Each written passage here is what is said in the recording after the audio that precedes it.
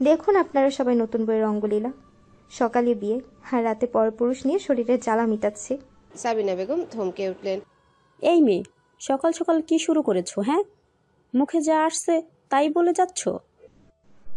মুখে যা আসছে তাই বলিনি মেম সাহেব, নিজের চোখে যা দেখেছি সেটাই বলছি। আপনার ছেলের ভাগ্য ভালো, তাই বিয়ের আগে আপনার হবু বউয়ের আসল রূপ সামনে চলে এলো।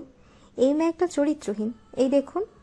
কথা শেষ করে দরজা খুলে ফেলল চামেলি। ভিতরের দৃশ্য দেখে সবাই অবাক হয়ে গেল। আসিফের মুখ স্পষ্ট দৃশ্যমান ও বাদিকে মুখ করে ঘুমিয়েছে অর্ধনগ্ন অবস্থায়, কোমর অব্দি চাদর টানা। সবার ধারণা অনুযায়ী মায়াও নগ্ন অবস্থায় শুয়ে আছে, ডান দিকে মুখ করে। ওরও শরীরে একটা চাদর, তবে ওর মুখ দেখা যাচ্ছে না, চুল দিয়ে ঢাকা।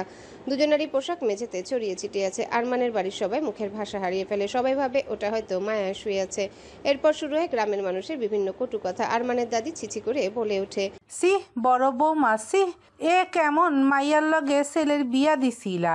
কতটা চরিত্রহীন মাইয়া হইলে বিয়ার আগের দিন রাইতে ভাসুরের সাথে রাইত কাটাই বলো তো? সি, আমার বাড়িতে এমন নোংরামি ভাবতেই ঘেন্না লাগছে। শুনছিলাম যে দাদুভাই নাকি নিজে পছন্দ কইরাছিল এই মাইয়াকে। মিসেস সামিনা বেগম মাথা নিচু করে রেখেছেন, ওনার চোখ ছলছল করছে। বাড়ির পুরুষগুলো ভিতরের দৃশ্য একবার দেখে সরে পড়েছে। ঠিক তখনই শোনা গেল আরমানের গম্ভীর কণ্ঠস্বর। আরমানের গলা শুনে সবাই ঘুরে তাকালো। দাদি আহাজারি করে বলে উঠলেন, সর্বনাশ হয়ে গেছে রে দাদুভাই, সর্বনাশ হয়ে গেছে, মান সম্মান সব শেষ। দেখ তোর হবু বউ কি আকাম কইরাছে। ওপরে তোলা সিঁড়ি দিয়ে নেমে এসে আরমান কাছে এসে দাঁড়িয়ে ভ্রু কুচকে মায়া জিজ্ঞাসা করলো, আমি আবার কি আকাম করলাম? সবাই মায়াকে দেখে থতমত খেয়ে গেল যেন। সামিরা অবাক গলায় বলল, ভাবিমণি, তুমি এখানে? তাহলে তোমার বিছানায় ওটাকে? চামেলি তো পুরোই হতভম্ব, বিস্ফোরিত চোখে তাকিয়ে আছে মায়ার দিকে। এরপর তাকালো রুমের দিকে। বিছানায় শুয়ে থাকা মেয়েটি চুল ঢাকা। চামেলি অবাক গলায় বলল, আপনি এখানে? আপনার তো বিছানায় থাকার কথা ছিল, তাহলে এই মেয়েটাকে? আরমান বিরক্ত গলায় বলল, কেউ কি বলবে? আসলে হয়েছেটা কি? কেউ কিছু বলল না, শুধু সবাই সরে গিয়ে আরমানকে রাস্তা করে দিল রুমের দৃশ্য দেখার জন্য। ইতিমধ্যে চামেলি ছুটে গিয়েছে। বিছানায় পড়ে থাকা মেয়েটি চুলগুলো সরিয়ে দিতে রুবির মুখ দৃশ্যমান হয়। আরও একবার চমকে ওঠে সবাই। আর এইদিকে আরমানের মুখের ভঙ্গি শক্ত হয়ে ওঠে, যা বুঝার বুঝে যায়। ও গটগট পায়ে রুমে প্রবেশ করে। আসিফের মাথা চুল মুঠো করে ধরে ওকে উঠিয়ে বসিয়ে দেয়। আসিফ এতক্ষণ জেগেছিল, ওর ঘুম ভেঙেছে অনেকক্ষণ হলো। ঘুমের ভান ধরে পড়েছিল, এমন নাটক করলো যেন এখনই ঘুম ভাঙলো। তাড়াতাড়ি করে ওর গায়ে থাকা চাদরটা কোমরে পেঁচিয়ে নিল। আরমান ওকে বিছানা থেকে টেনে নামিয়ে শক্ত হাতে ওর মুখে ঘুষি মারলো। এক ঘুষিতে নাক দিয়ে রক্ত বেরিয়ে আসলো আসিফের। আসিফ আরমানের দিকে তাকে একটা বাঁকা হাসি দিল। তখনও জানে না যে মায়ের জায়গায় রুবি আছে। আসিফ শান্ত গলায় আরমানের দিকে ঘুরে থেকে বিছানার দিকে আঙ্গুল দেখিয়ে বলল, দেখ আরমান, আমাকে মেরে তোর কোনো লাভ নেই। ওর সাথে আমার অনেক দিনের সম্পর্ক, তাই ভালো হবে আমাদের মাঝখান থেকে তুই সরে যা। আরমানের চোখ জ্বলছে রাগে, চোয়ালের পেশি টান টান হয়ে উঠেছে। খুব জোরে আরও একটা ঘুষি মারলো আসিফের মুখে। রবির সাথে তোর অনেক দিনের সম্পর্ক, তা ঠিক কতদিনের? রবির সাথে কেন আমার সম্পর্ক থাকতে যাবে? সম্পর্ক তো... কথাটা বলতে বলতে পিছনে ঘুরল আসিফ, কিন্তু মুখের কথাটাও শেষ করতে পারল না মায়ের জায়গায় রুবিকে দেখে। আসিফের চোখ বড় বড় হয়ে গেল, বিস্ফোরিত চোখে তাকিয়ে রইল রুবির দিকে। সবার চেঁচামেচি শুনে রুবির অনেক আগেই ঘুম ভেঙে গেছে। প্রথমেও কিছুই বুঝতে পারে না ওর কি হচ্ছে ওর সাথে। তারপরও অনুভব করে নিজের নগ্ন শরীর। ধীরে ধীরে মনে পড়ে কাল রাতের কথা। চাদরটা ভালো করে গায়ে জড়িয়ে নিয়ে বিছানার এক কোণে কুকরি হয়ে বসে পড়ে ও। চোখ থেকে অঝোর ধারায় পানি পড়তে থাকে। এদিকে আবির ছুটে এসে দাঁড়ায় দরজার সামনে। ওরও পায়ের তলা থেকে মাটি সরে যায়। প্রথমে শুনে কিছুই বিশ্বাস হয়নি ওর, কিন্তু এখন নিজের চোখের সামনে দৃশ্য দেখে দুই পা পিছিয়ে যায়। ওর মাথায় যেন আকাশ ভেঙে পড়েছে। আবির ওর আগে হিতাহিত জ্ঞান শূন্য হয়ে ছুটে গিয়ে আসিফকে মারতে শুরু করে। আরমান শান্ত চোখে তাকিয়ে দেখে শুধু। আয়ান ছুটে এসে আবিরকে আটকায়, সেই সাথে আসিফের মাও ছুটে আসে। গ্রামের সবাই অনেক কটু কথা বলে রুবির জন্য। তাদের বক্তব্য ছেলেটাকে মেরে কি লাভ, মেয়েটা সায় দিয়েছে বলেই তো ছেলেটা সুযোগ পেয়েছে। আর আসিফ তো প্রথমেই বলল ওদের অনেক দিনের সম্পর্ক, তাই বড়রা সবাই সিদ্ধান্ত নিল আসিফ আর রুবির বিয়ে দেওয়া হোক আজকে।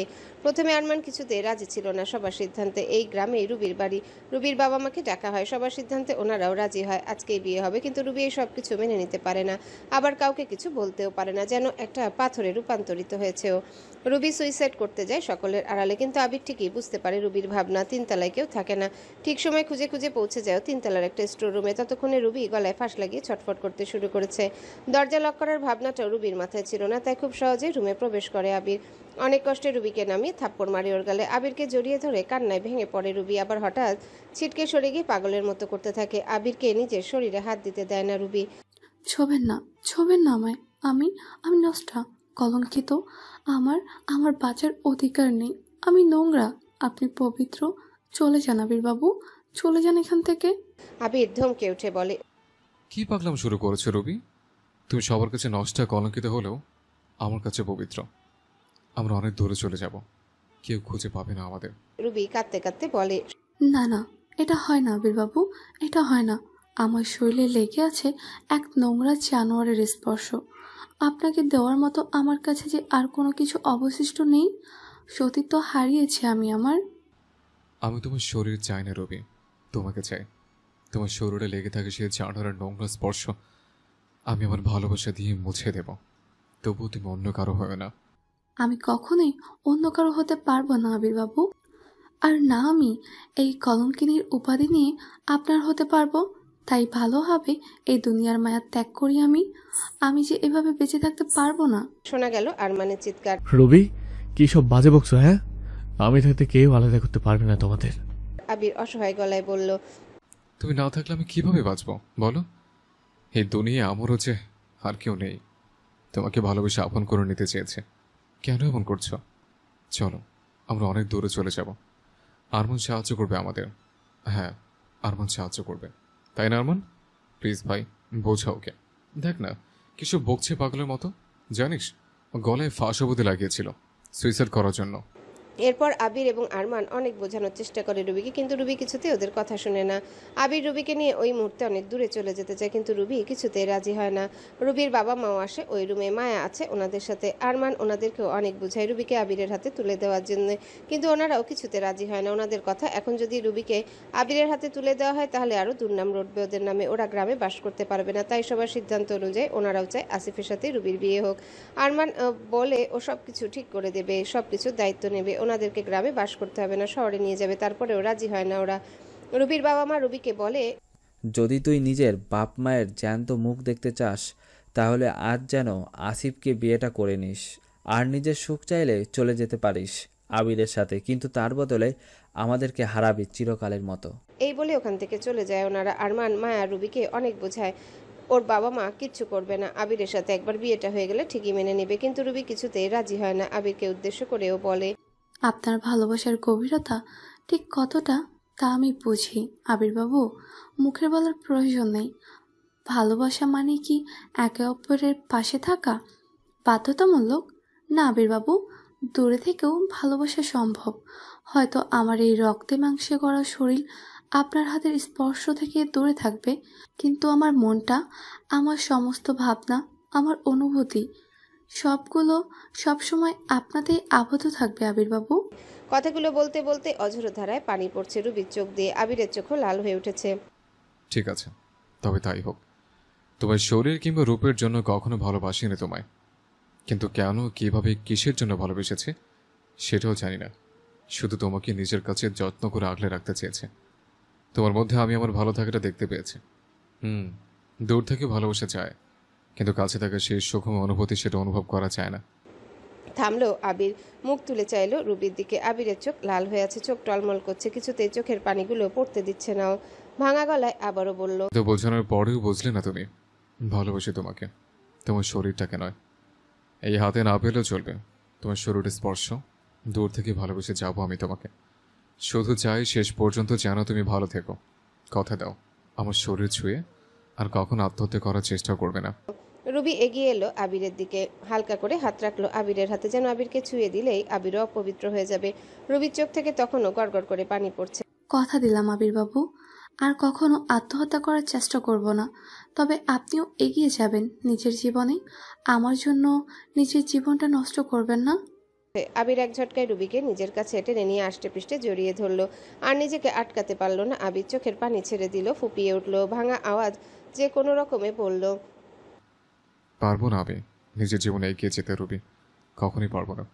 তুমি ছাড়া আমি যে অসম্পূর্ণ। তুমি নিষ্ঠুর রুবি, ভীষণ নিষ্ঠুর। তোমার ভালোবাসা নিষ্ঠুর। কথাগুলো কাঁদতে কাঁদতে বলল আবির। আরমান অসহায় চোখে তাকিয়ে আছে ওদের দিকে। এইভাবে কখনোই ভেঙে পড়তে দেখেনি ও ছেলেটাকে। আরমানের বুকের ভিতরটাও মুচড়ে উঠছে। সবসময় হাসি খুশি থাকা ছেলেটা আজ এই প্রথম এভাবে কাঁদতে দেখলো আরমান। মায়ার চোখে অশ্রু। আবির মুখ তুলল রুবির কাঁধ থেকে। জানি অধিকার নেই, তবু এটুকু অধিকার না হয় ভালোবাসা মানুষের থেকে ছিনিয়ে নিলাম। কথাটা কান্না ভেজা গলায় বলে আবির রুবির কপালে আলতো করে চুমু এঁকে দিল। চাইলে এভাবেই মানুষটাকে ছিনিয়ে নিতে পারতাম, কিন্তু আমি আমার ভালোবাসা মানুষটাকে জোর করে পেতে চাই না। সম্মান জানে তার সিদ্ধান্তকে। ভালো থেকে বোকা পাখি। আর যদি কোনোদিন আফসোস হয়, নিজের সিদ্ধান্তের উপর যদি মনে হয় অনাথ ছেলেটা তোমাকে বেশি ভালো রাখতে পারত, যদি কষ্ট পাও এবং একবারের জন্য মনে হয় আবিরের বুকে ফেরার কথা, রুবিকে ছেড়ে দিয়ে নিজের 2 হাত, তাহলে নির্দ্বিধায় ফিরে সেই আবিরের বুকে। এই মনের দোয়ার শুধু তোমার জন্যই খোলা রাখবো, শুধু তোমারই থাকবো, শুধু তোমারই থাকবো। ভালোবাসি বোকা পাখি, আর যতদিন বাঁচবো এই বোকা পাখিটাকে ভালোবেসে যাব। কথাগুলো বলে চোখের পানি মুছে বেরিয়ে গেল আবির। রুবি ধপ করে মেঝেতে বসে পড়ে বুক ফাটা কান্নায় ভেঙে পড়লো। হাউমাউ করে মায়া গিয়ে রুবিকে পাশ থেকে জড়িয়ে ধরলো। আরমান একবার তাকালো আবিরে চলে যাওয়ার দিকে, আর একবার রুবির দিকে। আজকের এই পরিস্থিতিতে নিজেকে প্রচণ্ড অসহায় অনুভব হচ্ছে আরমানের। খুব কাছের দুটো মানুষের জন্য চেয়েও কিছু করতে পারছে না ও বর্তমান। আয়ান রুমে প্রবেশ করে একটা দীর্ঘশ্বাস ছাড়লো। তাকালো বিছানার জন্য ঘোমটা দিয়ে বসে অপেক্ষারত মাইশার দিকে। ধীর পায়ে এগিয়ে এলো বেডের কাছে। প্যান্টের পিছনের পকেট থেকে একটা ছোট বক্স বের করে মাইশার থেকে কিছুটা দূরত্ব বজায় রেখে বসলো। ছোট বক্সটা থেকে বের করলো একটা ডায়মন্ডের ফিঙ্গার রিং। মুখে কোনো শব্দ না করে মাইশার বা হাতটা টেনে নিজের হাতে নিয়ে রিংটা পরিয়ে দিল মাইশার অনামিকা আঙ্গুলে। রিং পরানো শেষ হতে আবারও যত্ন সহকারে মাইশার হাত মাইশার কোলের উপর রাখলো। এরপর গম্ভীর স্বরে বলল, এসব হাবিজাবি পড়ে বসে না থেকে এগুলো খুলে ফ্রেশ হয়ে ঘুমিয়ে পড়ো, অনেক রাত হয়েছে। কথাটা বলি আয়ান উঠে গেল বিছানা থেকে। এরপর একটা বালিশ নিয়ে ফ্লোরে রেখে ফ্লোরে শুয়ে পড়লো। চিত হয়ে চোখে একটা হাত চাপা দিয়ে শুয়ে আছে আয়ান। কিছুক্ষণ পরে অনুভব করলো ওর পায়ে কারো হাতের স্পর্শ, আর তার সাথে টপ টপ করে পানি পড়ছে ওর পায়ে। ধরফর করে উঠে বসলো আয়ান। পায়ের কাছে মাইশা বসেছিল। হাউমাউ করে কাঁদতে শুরু করলো। কাঁদতে কাঁদতেই বলল, দয়া করে আর মুখ ফিরিয়ে থাকবেন না, এবার অন্তত ক্ষমা করে দিন আমায়। আমি যে আর এই মরণ যন্ত্রণা সহ্য করতে পারছি না, এবার একটু রেহাই দিন আমায়। আয়ান মাইশাকে ধরে বলল, আরে তুমি এভাবে কাঁদছো কেন? তোমাকে কমফোর্টেবল ফিল করানোর জন্যই তো বিছানা ছেড়ে ফ্লোরে শুয়ে পড়লাম আমি। দরকার নেই আমার এমন কমফোর্টেবল ফিল করার। আপনি বিছানায় চলুন, দোহাই লাগে আপনার। আমাকে আর এভাবে কষ্ট দেবেন না প্লিজ। ফিরিয়ে দিন আমায় আগের আয়ানকে। এই আয়ানকে যে একদম মানায় না। আমি আমার আগের আয়ানকে ফিরে পেতে চাই। আগের সেই হাসি খুশি দুষ্ট আয়ানকে ফিরে পেতে চাই। কাঁদতে কাঁদতে কথাগুলো বলল মাইশা। আয়ান একটা দুষ্টু হাসি দিয়ে বলল, আগের আয়ানকে ফেরত চাইছো? আবার বিছানাতেও যেতে বলছো? মনে আছে তো আমাদের এখনের সম্পর্ক? সহ্য করতে পারবে তো সেই আগের আয়ানের টর্চার? মাইশা কাঁদতে কাঁদতে কোনো কিছু না বুঝেই বলল, এখন তো আমরা স্বামী স্ত্রী, অত কিছু জানি না। আপনি প্লিজ আবার আগের মতো হয়ে যান। কত স্বপ্ন দেখিয়েছিলেন আজকের এই রাতের জন্য, তাহলে এখন কেন দূরে ঠেলে দিচ্ছেন আমায়? আমি যা সহ্য করতে পারছি না। আচ্ছা, আবারও রূপান্তরিত হলাম আগের আয়ানে। আর দূরে রাখবো না তোমায়। তুমি তোমার পাওনা শাস্তি যথেষ্ট পরিমাণে পেয়ে গেছো। মাইশার চোখ খুশিতে চকচক করে উঠল। চোখের পানি মুছে হাসি মুখে জিজ্ঞাসা করলো, সত্যি ক্ষমা করে দিয়েছেন আমায়? আর দূরে সরিয়ে রাখবেন না তো? আবারও আগের মতো কাছে টেনে নিবেন আমায়? আয়ান একটা দুষ্ট হাসি দিয়ে বলল, কাছে টেনে নেব না, এই যে নিলাম। বলেই এক ঝটকায় মাইশাকে নিজের কাছে টেনে নিয়ে মাইশার মেয়েলি ঠোঁটে নিজের পুরুষালী ঠোঁট ডুবিয়ে দিল। মাইশা চোখ বড় বড় করে তাকালো আয়ানের বন্ধ চোখের দিকে। আয়ান তো নিজের মনে মিষ্টি সুধা পান করতে ব্যস্ত।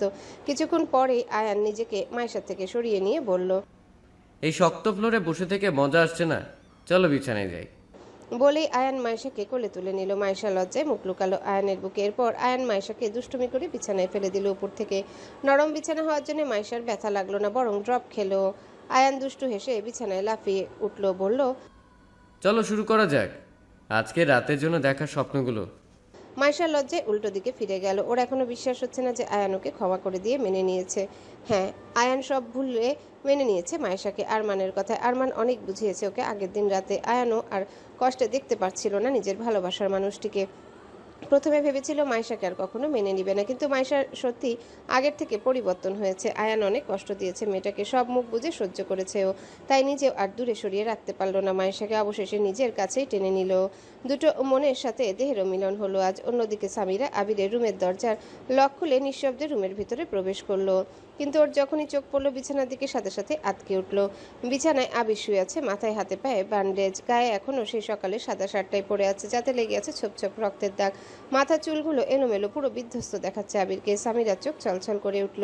ধীর পায়ে এগিয়ে গিয়ে আবিরের পাশে বসলো। সাথে সাথে একটা বিদ্যুটে গন্ধ এসে নাকে লাগলো। হাতে নাক মুখ চেপে ধরলো। শোনা গেল আবিরের কণ্ঠস্বর। চোখ বন্ধ রেখে একইভাবে পড়ে থেকে বলল, চলে যা সামিরা, সহ্য করতে পারবি না। একেবারে দেশি মদ খেয়েছে, জানিস তো এই গ্রামের দেশি মদগুলো পচা পানি দিয়ে তৈরি। কথাটা বলে আবির বাঁকা হাসলো। মুখ থেকে হাত সরিয়ে একটা হাত আবিরের মাথায় রাখলো। ধীরে ধীরে হাত বুলিয়ে দিতে বলল। আবির তাচ্ছিল্য হেসে বলল, তুইও তো আবুল ভাইয়ের জায়গায় আবির ভাই রাখছিস। সামিরা আর নিজেকে ধরে রাখতে পারলো না, ফুপিয়ে কেঁদে ফেললো। কাঁদতে কাঁদতেই বলল। আবির শোয়া থেকে উঠে বসলো, একটা দীর্ঘশ্বাস ছেড়ে বলল, আরে তুই কেন কান্না করছিস? আমার অবস্থা দেখে তোর এলোমেলো লাগছে, আর আমার পুরো জীবনটা এলোমেলো হয়ে গেল। আবির চোখ মুখ ফুলে লাল হয়ে আছে, মুখে বেশ কিছু জায়গায় কাটা ছেঁড়ার দাগ, ব্যান্ডেজগুলো লাল রক্তে ভিজে গেছে। সামিরা কাঁদতে কাঁদতেই বলল। আবির সামিরার চোখের পানি মুছিয়ে দিয়ে বলল, আর এমন বাচ্চাদের মতো কাঁদছিস কেন তুই? আমি তো বেঁচে আছি, এখনো মরে যায়নি। মারা গেলে না হয় এমন ফ্যাচ ফ্যাচ করে নাকের জলে চোখের জলে মিশিয়ে কাঁদিস। আবিরের কথা শুনে আরো জোরে আওয়াজ করে কান্না শুরু করে দিল সামিরা। আরে আরে থাম প্লিজ, তোর কান্নার আওয়াজে লোক জড়ো হয়ে যাবে তো, তখন আবার আমাকে ধরে সবাই মারতে শুরু করবে। শাহরিয়ার ফ্যামিলির আদুরে বাচ্চাটাকে কাঁদানোর জন্য। সামিরা চোখ নাক মুছে বলল, আমি মোটেও বাচ্চা নই। তুই তো পাকা বুড়ি, তাই তো এত রাতে কোনো কিছু না ভেবেই বড় ভাইয়ের কথায় আমার রুমে চলে এসছিস। তোকে আরমান পাঠিয়েছে তাই না? সারা নিজের বাসর রাতে আমার কথা বলিনি, ঠিকই মনে রেখেছে। সামিরা কৌতূহল গলায় জিজ্ঞাসা করলো, তুমি কিভাবে জানলে যে ভাইয়া আমাকে পাঠিয়েছে তোমার রুমে? আবির হেসে বলল, সে ছোট থেকে আছে ওর সাথে, এতটুকু যদি না বুঝে তাহলে গভীর কাঠখোট্টা মানুষটার বন্ধু কিভাবে হলাম? এরপর আবির সামিরার দিকে তাকিয়ে অসহায় গলায় বলল, আচ্ছা শোন না, আমি জানি আরমান হয়তো তোকে আমাকে বাইরে রেখে দিতে নিষেধ করেছে, নিশ্চয় বলেছে আমার উপর নজর রাখতে। প্লিজ একবার বাইরে যেতে দিবি? এই চার দেওয়ালের মধ্যে বন্দি থাকতে দম বন্ধ হয়ে গেছে। আরমান ভাবছে বাইরে গেলে আমি নিজের ক্ষতি করব, কিন্তু পাগলটা এটা ভাবছে না যে আমি নিজের ক্ষতি করতে চাইলে তো এই চার দেওয়ালের মাঝে বন্দি থেকেও করতে পারি। সামির ভীতু গলায় বলল, কিন্তু তোমার অবস্থা এখন ভালো নয়, গায়ে জ্বর এসেছে দেখছি। ভাইয়া জানতে পারলে বকবে আমায়। ও এখন এই বাড়িতে নেই, তাই জানতেও পারবে না। সামিরা ভ্রুকুচকে জিজ্ঞাসা করলো, তুমি কিভাবে জানলে যে ভাইয়া বাড়িতে নেই? আবির দুষ্টু হেসে, আমি জানবো না তো কে জানবে শুনি। সেটাই। আচ্ছা তুমি কিছুক্ষণ ওয়েট করো, আমি এখনই আসছি। বলেই সামিরা রুম থেকে ছুটে বেরিয়ে গেল। আবির পিছন থেকে ডাকলেও শুনলো না মেয়েটা।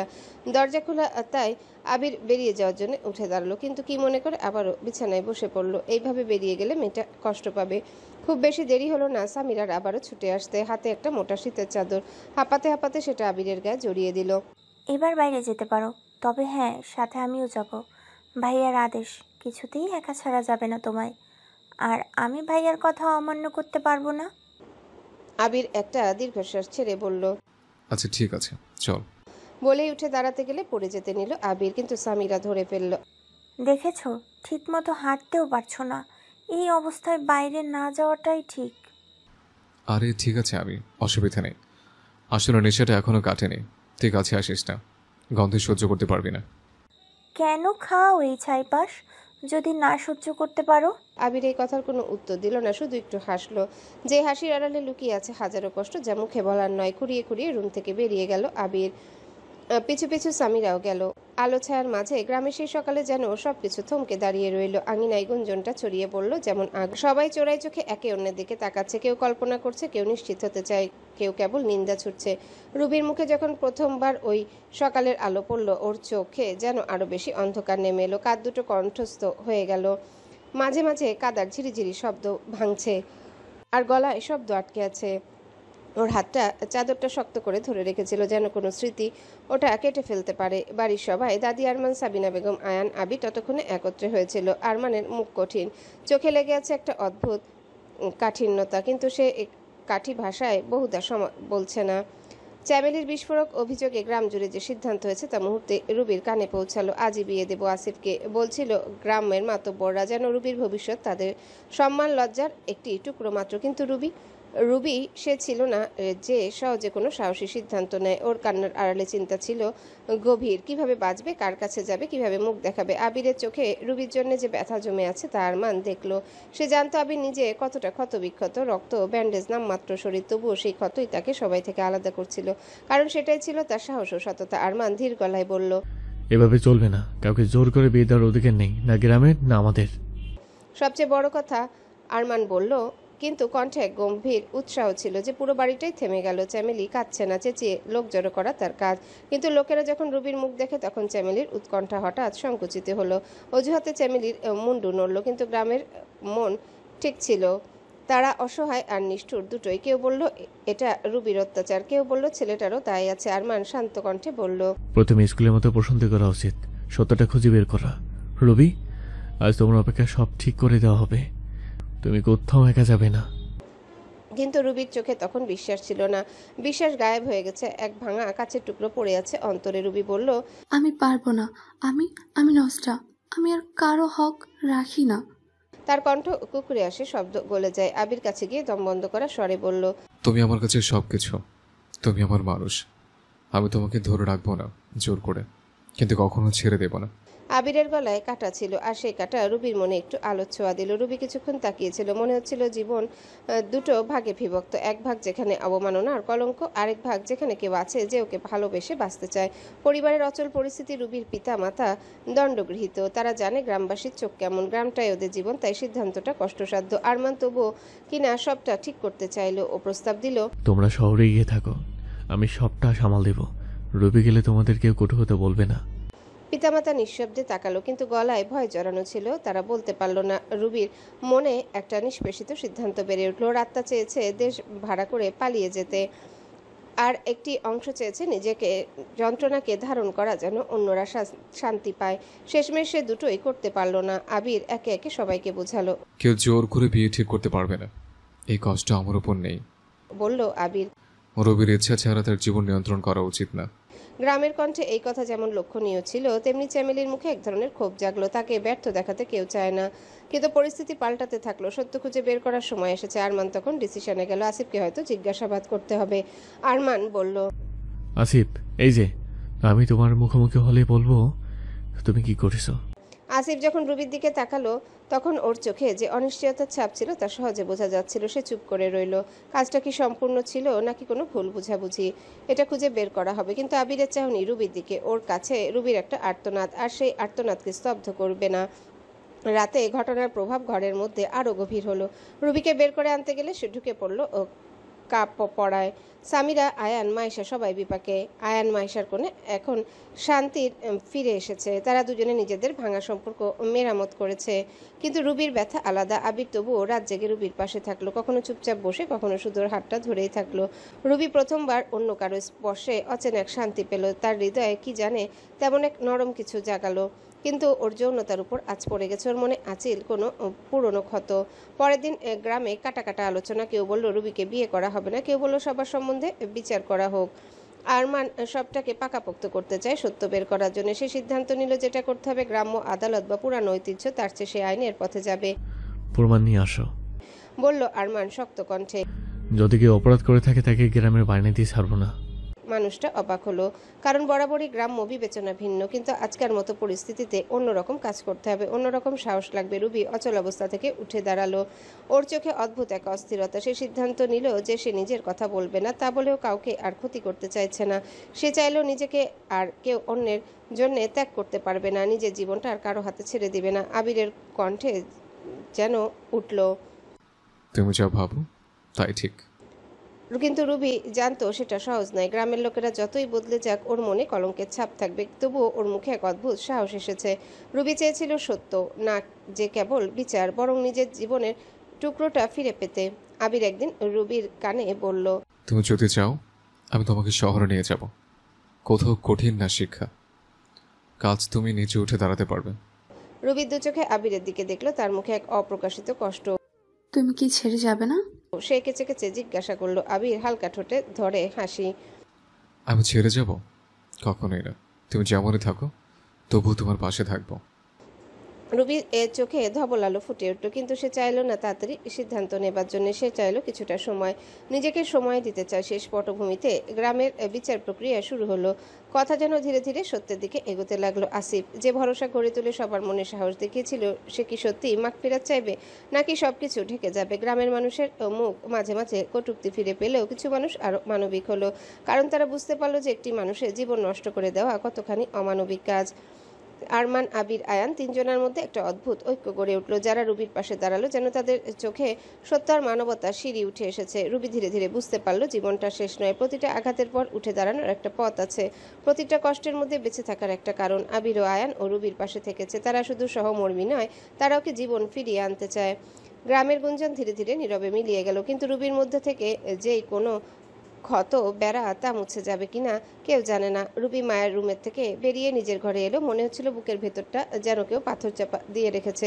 সারা রাত ওর চোখে ঘুম আসেনি। মায়ের প্রতিটা কান্নার প্রতিটা কথা রুবির কানে বারবার বাজছিল। কতটা অসহায়, কতটা ভাঙা মানুষ হয়ে গেছে মায়া। অথচ একসময় মায়া ছিল প্রাণবন্ত, হাসি খুশি সংসার সামলানো এক নারী।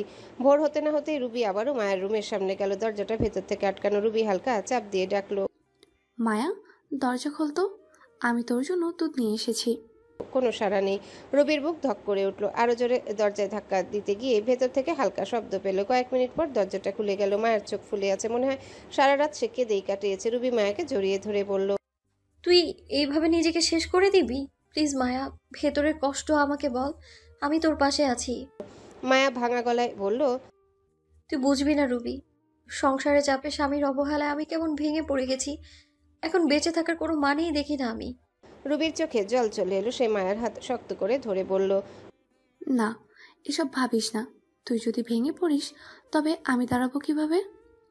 জীবন যতই নিষ্ঠুর হোক, লড়াই করতে হয়।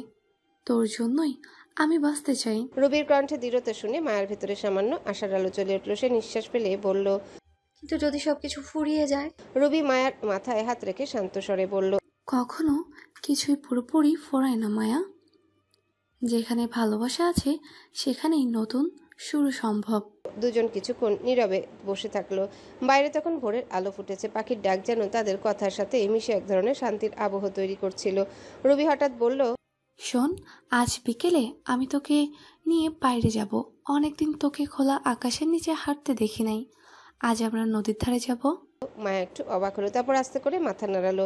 তার চোখে প্রথমবারের মতো হালকা হাসির রেখা ফুটলো। বিকেল বেলায় রুবি সত্যি মায়াকে নিয়ে নদীর ধারে গেল। ঢেউয়ের শব্দ, বাতাসের ছোঁয়া, সবকিছু যেন কিছুটা হলেও মায়ার ভিতরের বিষণ্ণতাকে দূরে সরিয়ে দিল। রুবি বলল, দেখ মায়া, প্রকৃতি কখনো থেমে থাকে না। নদীর স্রোতও যেমন সব বাধা ভেঙে এগিয়ে চলে, তেমনি আমরাও এগোবো। তুই আর একা না, আমি আছি। মায়ের চোখ ভিজে উঠল, কিন্তু এবার তার কান্নায় ছিল মুক্তির স্বাদ। সে রুবিকে জড়িয়ে ধরে শুধু একটা কথাই বলল, তুই না থাকলে আমি আজ সত্যি শেষ হয়ে যেতাম। রুবি মায়ের কানে ফিসফিস করে বলল, আমরা কেউ একা নই মায়া। জীবন যত নিষ্ঠুর হোক না কেন, ভালোবাসা থাকলে সবই সম্ভব। সন্ধ্যার আধারে দুজনেই নদীর ধারে বসে থাকলো। আকাশে তখন প্রথম তারা জ্বলছে। মনে হলো অন্ধকারের মাঝে আলো আছে, শুধু সেটাই খুঁজে নিতে হয়। মায়ের যখন ঘুম ভাঙলো তখন নিজেকে আবিষ্কার করলো গাড়িতে। প্রথমে কিছুই বুঝতে পারলো না ও। দুই হাতে চোখ কষলে হাই তুলে সোজা হয়ে বসে পিটপিট করে চারিদিকে তাকালো। ঘুম ঘুম কণ্ঠে বলে উঠল, আমি কি স্বপ্ন দেখছি? সুন্দর সাজানো গোছানো বাসর ঘর থেকে ডিরেক্ট গাড়িতে কিভাবে আসলাম? আরমান এক মনে গাড়ি ড্রাইভ করতে করতে সামনের দিকে তাকিয়ে থেকেই বলল, জি ম্যাম, এই স্বপ্ন আপনার হাজবেন্ড আপনাকে দেখাচ্ছে। মায়া বোকা চোখে তাকালো আরমানের দিকে, কিন্তু ও তখনও কিছুই বুঝে উঠতে পারছে না। কোথায় যাচ্ছি আমরা? আজকে আমাদের বাসর রাত। কত স্বপ্ন ছিল আমার এই রাতে। আমি বাসর রাতে ঘুমিয়ে পড়বো, আমার জামাই এসে আদর করে ঘুম ভাঙাবে, একটা সুন্দর গিফট দেবে, তারপর সারা রাত জেগে গল্প করব।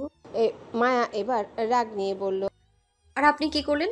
আমার সব স্বপ্ন ভেঙে দিয়ে কিডন্যাপ করার মতো চুপি চুপি তুলে নিয়ে চলে আসলেন। আমি তো আমার পরিকল্পনা অনুযায়ী ঘুমিয়েও পড়েছিলাম। এখন কোথায় নিয়ে যাচ্ছেন সেটা যদি বলতেন তাহলে জীবনটা ধন্য হতো আমার। নাকি সারা রাত এইভাবে গাড়ি করে ঘুরে ঘুরে পার করার পরিকল্পনা করেছেন? মায়াবতী, এত কোনো কথা বলো তুমি? এইটুকু চুপচাপ থাকা যায় না? না, চুপ থাকা যায় না। চুপ থাকি বলেই তো আপনি সুযোগ পান। অনেক চুপ থেকেছি, আর না। কি ভেবেছেন আপনি আমাকে? হ্যাঁ, বেচারি অবলা পেয়ে যা মন চায় তাই করবেন আর আমি চুপচাপ মুখ বুজে সহ্য করব? আমার স্বপ্নের বাসরাত নষ্ট করেছেন আপনি। এত সহজে তো আমি চুপ থাকবো না। আরমান বিড়বিড় করে বলে উঠল। আল্লাহ, এর থেকে তো আমার আগের মায়ের মতোই ঠিক ছিল। এই বিড়বিড় করে কি বলছেন? যা বলার জোরে বলুন। আরমান কিছু বলল না, শুধু একটা দীর্ঘশ্বাস ছেড়ে গাড়ি থামালো। ওরা ওদের গন্তব্যে পৌঁছে গিয়েছে। মায়া তখনও নিজের উত্তরের আশায় আরমানের দিকে তাকিয়ে। আরমান গাড়ি থেকে নেমে পড়তেই মায়াও তাড়াহুড়ো করে গাড়ি থেকে নেমে পড়ল, কিন্তু তার পরপরই ভয়ে শিওরে উঠল ওর পুরো শরীর। নির্জন এলাকা, চারিদিক অন্ধকার, জায়গাটা কিছুটা জঙ্গলের মতো।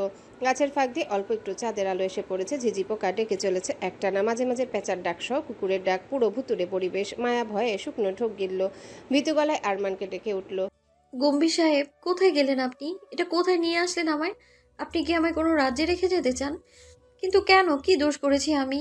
আর একটাও কথা বলবো না। দরকার পড়লে মুখে সেলোটেপ লাগিয়ে চুপ থাকবো। প্লিজ সামনে চলুন, সামনে আসুন। মায়ার এমন অবস্থা দেখে যেও এবার কান্না করে ফেলবে। আরমান তাড়াতাড়ি ওর কাছে এসে ওকে দুই হাতে আগলে নিয়ে বলল, এই মায়াবতী, এখানেই আছি আমি, ভয় পেও না। মায়া তাড়াতাড়ি আরমানের বুকে মুখ লুকিয়ে কাঁদো কাঁদো হয়ে বলল, এটা আপনি কোথায় নিয়ে আসলেন গম্ভীর সাহেব? প্লিজ এখান থেকে চলুন না, ভীষণ ভয় করছে আমার। এই তো এক্ষুনি নিয়ে যাচ্ছি এখান থেকে। কই মুখটা তুলে দেখি। মায়া ভয়ে ভয়ে মুখ তুলে তাকালো আরমানের দিকে। আরমান মায়ের কপালে একটা চুমু দিয়ে একটা চকচকে লাল ফিতে জাতীয় কাপড় দিয়ে মায়ের চোখ বেঁধে দিল। মায়া ভয় পেয়ে বলে উঠল, কি করছেন? আমাকে কি আপনি পাচার করে দেওয়ার প্ল্যান করছেন? আল্লাহ, শেষে কিনা এই ছিল আমার কপালে। বাসরাতে আমার জামাই আমায় কিডন্যাপ করে পাচার করে দিচ্ছে। এই দিন দেখার আগে। আরমান ধমকে উঠল, স্টপ ইট মায়াবতী, অনেক বকেছো পাগলের মতো। এবার নিজের মুখটা বন্ধ রাখো, না হলে সত্যি সত্যি এখানে রেখে চলে যাব তোমায় আমি। কথাটা বলে আরমান মায়াকে কোলে তুলে নিয়ে হাঁটা শুরু করলো। মায়া আরমানের ধমকে চুপ করে গেল। ওর ভীষণ মজা লাগছে আরমানকে বিরক্ত করতে, তাই মুখে যা আসছে উল্টাপাল্টা বলে যাচ্ছে। আরমান মায়াকে কোলে নিয়ে ধীরে ধীরে এগিয়ে যাচ্ছে। মায়া অনুভব করলো আশেপাশের পরিবেশটা ধীরে ধীরে বদলে যাচ্ছে। ভীষণ স্নিগ্ধ ও ঠান্ডা শীতল হাওয়া মায়ার শরীরে শিরশির এক অনুভূতি জাগিয়ে তুলেছে। মায়া অনুভব করলো আরমান ওকে কোলে নিয়ে হয়তো কোনো সিঁড়ি বেয়ে উঠছে। এরপর মায়াকে কোল থেকে নামিয়ে চোখের বাঁধন খুলে দিল। ধীরে চোখ মেলে তাকালো মায়া, আর তাকাতেই চারিদিকে সৌন্দর্য দেখে মুগ্ধ হয়ে গেল। চোখে মুখে খেলে গেল খুশির ঝিলিক। এই মুহূর্তে ওরা নদীতে পানির মাঝে একটা বড় জাহাজের রূপটপে অবস্থান করছে। চারিদিকে নিস্তব্ধ ঠান্ডা শীতল বাতাস বইছে। নদীর পানির কলতান, ঢেউয়ের শব্দ আর রাতের অন্ধকারের সঙ্গে মিশে থাকা চাঁদের স্নিগ্ধ আলো, তারা ভরা আকাশ নদীর জলে প্রতিফলিত হয়ে এক অসাধারণ দৃশ্যের সৃষ্টি করেছে। দূরে কোথাও নিশাচর পাখির ডাক প্রতিধ্বনির মতোই শোনা যাচ্ছে। চোখ ধাঁধানো সৌন্দর্যে সাজানো হয়েছে জাহাজটিকে। তাজা ফুলের গন্ধে ভরে উঠেছে চারিদিক। বিভিন্ন রকমের ফেরি লাইট, তাজা ফুল ও রং বেরঙের কাপড় দিয়ে ডেকোরেট করা পুরো জাহাজটি। আর মায়া যেখানে দাঁড়িয়ে আছে ঠিক তার কিছুটা সামনে ফুলের পাপড়ি দিয়ে লাভ শেপ করা, আর তার মাঝে লেখা, থ্যাঙ্কস মায়াবতী, এই গম্ভীর সাহেবের জীবনে আসার জন্য। আরমান মায়াকে পেছন থেকে জড়িয়ে ধরে কানের কাছে মুখ নিয়ে এসে ফিসফিস করে বলল, তুমি আমার হৃদয়ে সেই স্পন্দন যা ছাড়া আমি অসম্পূর্ণ। থ্যাঙ্কস মায়াবতী, এই গম্ভীর সাহেবের জীবনে আসার জন্য। মায়া সামনে ঘুরে আরমানকে শক্ত করে জড়িয়ে ধরল। আপনাকেও অনেক অনেক ধন্যবাদ আমার মতো একটা সাধারণ মেয়েকে আপনার জীবনে জায়গা দেওয়ার জন্য। ভালোবাসি গম্ভীর সাহেব, ভীষণ ভালোবাসি।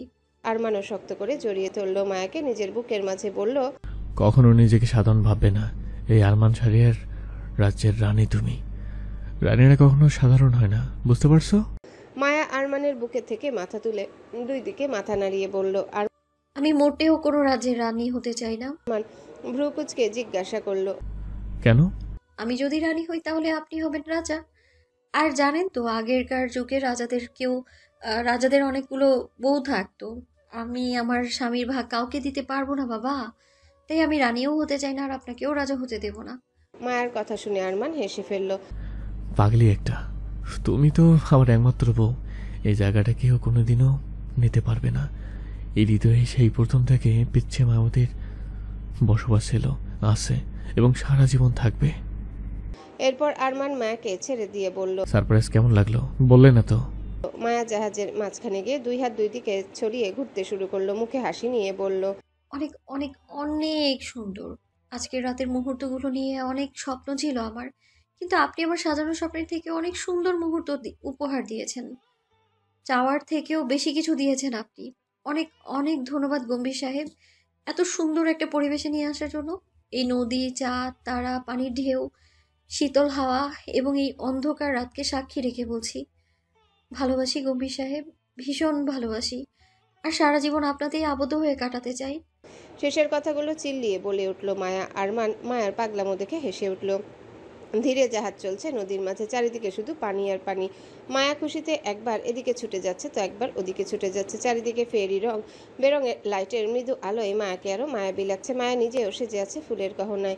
পরনে ল্যাভেন্ডার কালার কাঞ্জিবরম সফট সিল্কের শাড়ি, মায়ের হলদেটে ফর্সা কোমর দৃশ্যমান, আর তার সাথে আরমানের পরনে সেই কোমর বন্ধনী অসম্ভব সুন্দরভাবে মানিয়ে গেছে। এই মুহূর্তে ওরা দুজন ছাড়া এই খোলা ছাদে কেউ উপস্থিত নেই। মায়ার জাহাজের রেলিং ধরে হালকা ঝুঁকে দাঁড়িয়ে আছে। আরমান মায়ের কাছে গিয়ে মায়াকে পিছন থেকে জড়িয়ে ধরলো, শাড়ি ভেদ করে হাত রাখলো পেটে, মুখ ডুবালো মায়ের গলায়। মায়া কিছুটা কেঁপে উঠে চোখ বন্ধ করে নিল। আরমান মায়ের কাঁধে গলায় নাক ঘষতে ঘষতে ফিসফিস করে বলল, এইভাবে সারা রাত পার করবা ধান্দা এসে বুঝি? আজকের রাতটা কিন্তু জীবনে একবারই আসে।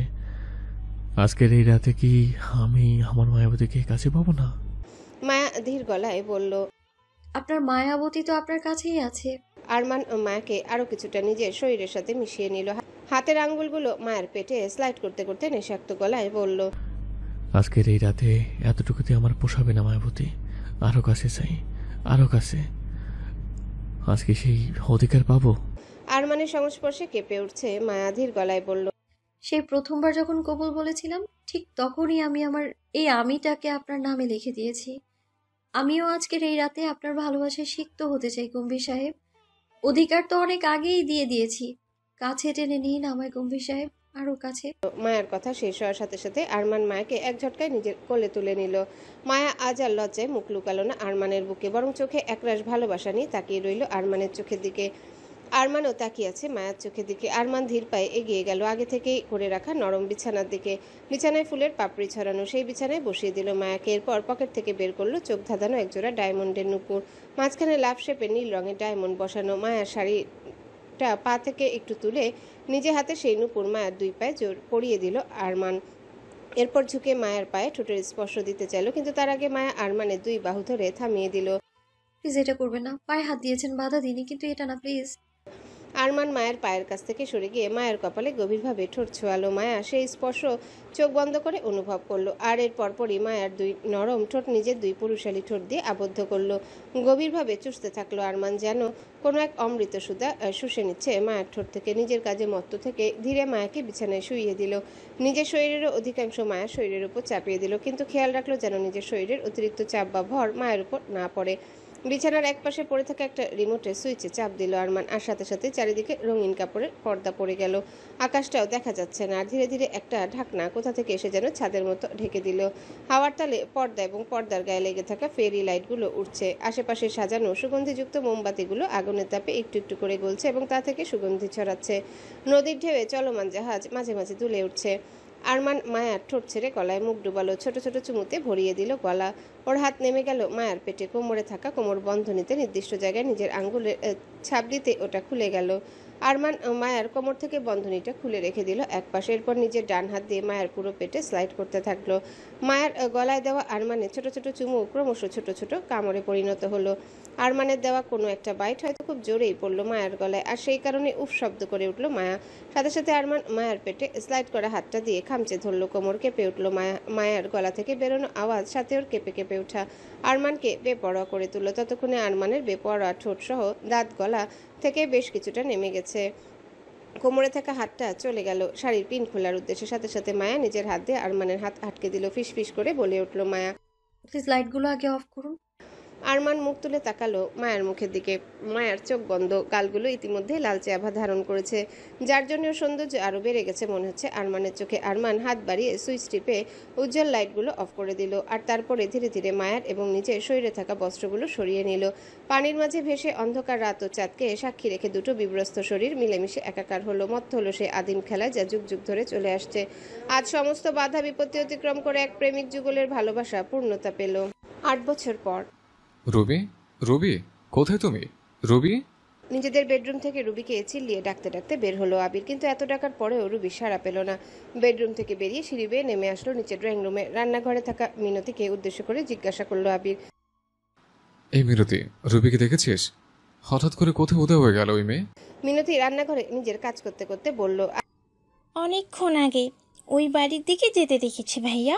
আবির একটা দীর্ঘশ্বাস ছেড়ে নিজের বানানো 3 রুমের ডুপ্লেক্স বাড়িটা থেকে বেরিয়ে শাহরিয়ার ম্যানশনের দিকে পা বাড়ালো। একেবারে শাহরিয়ার ম্যানশনের পাশেই নিজের এই দোতলা বাড়িটা গড়ে তুলেছে আবির। উপরতলায় 2টো রুম আর নিচতলায় একটা গেস্ট, একটা ছোট্ট কিচেন ও ড্রয়িং রুম।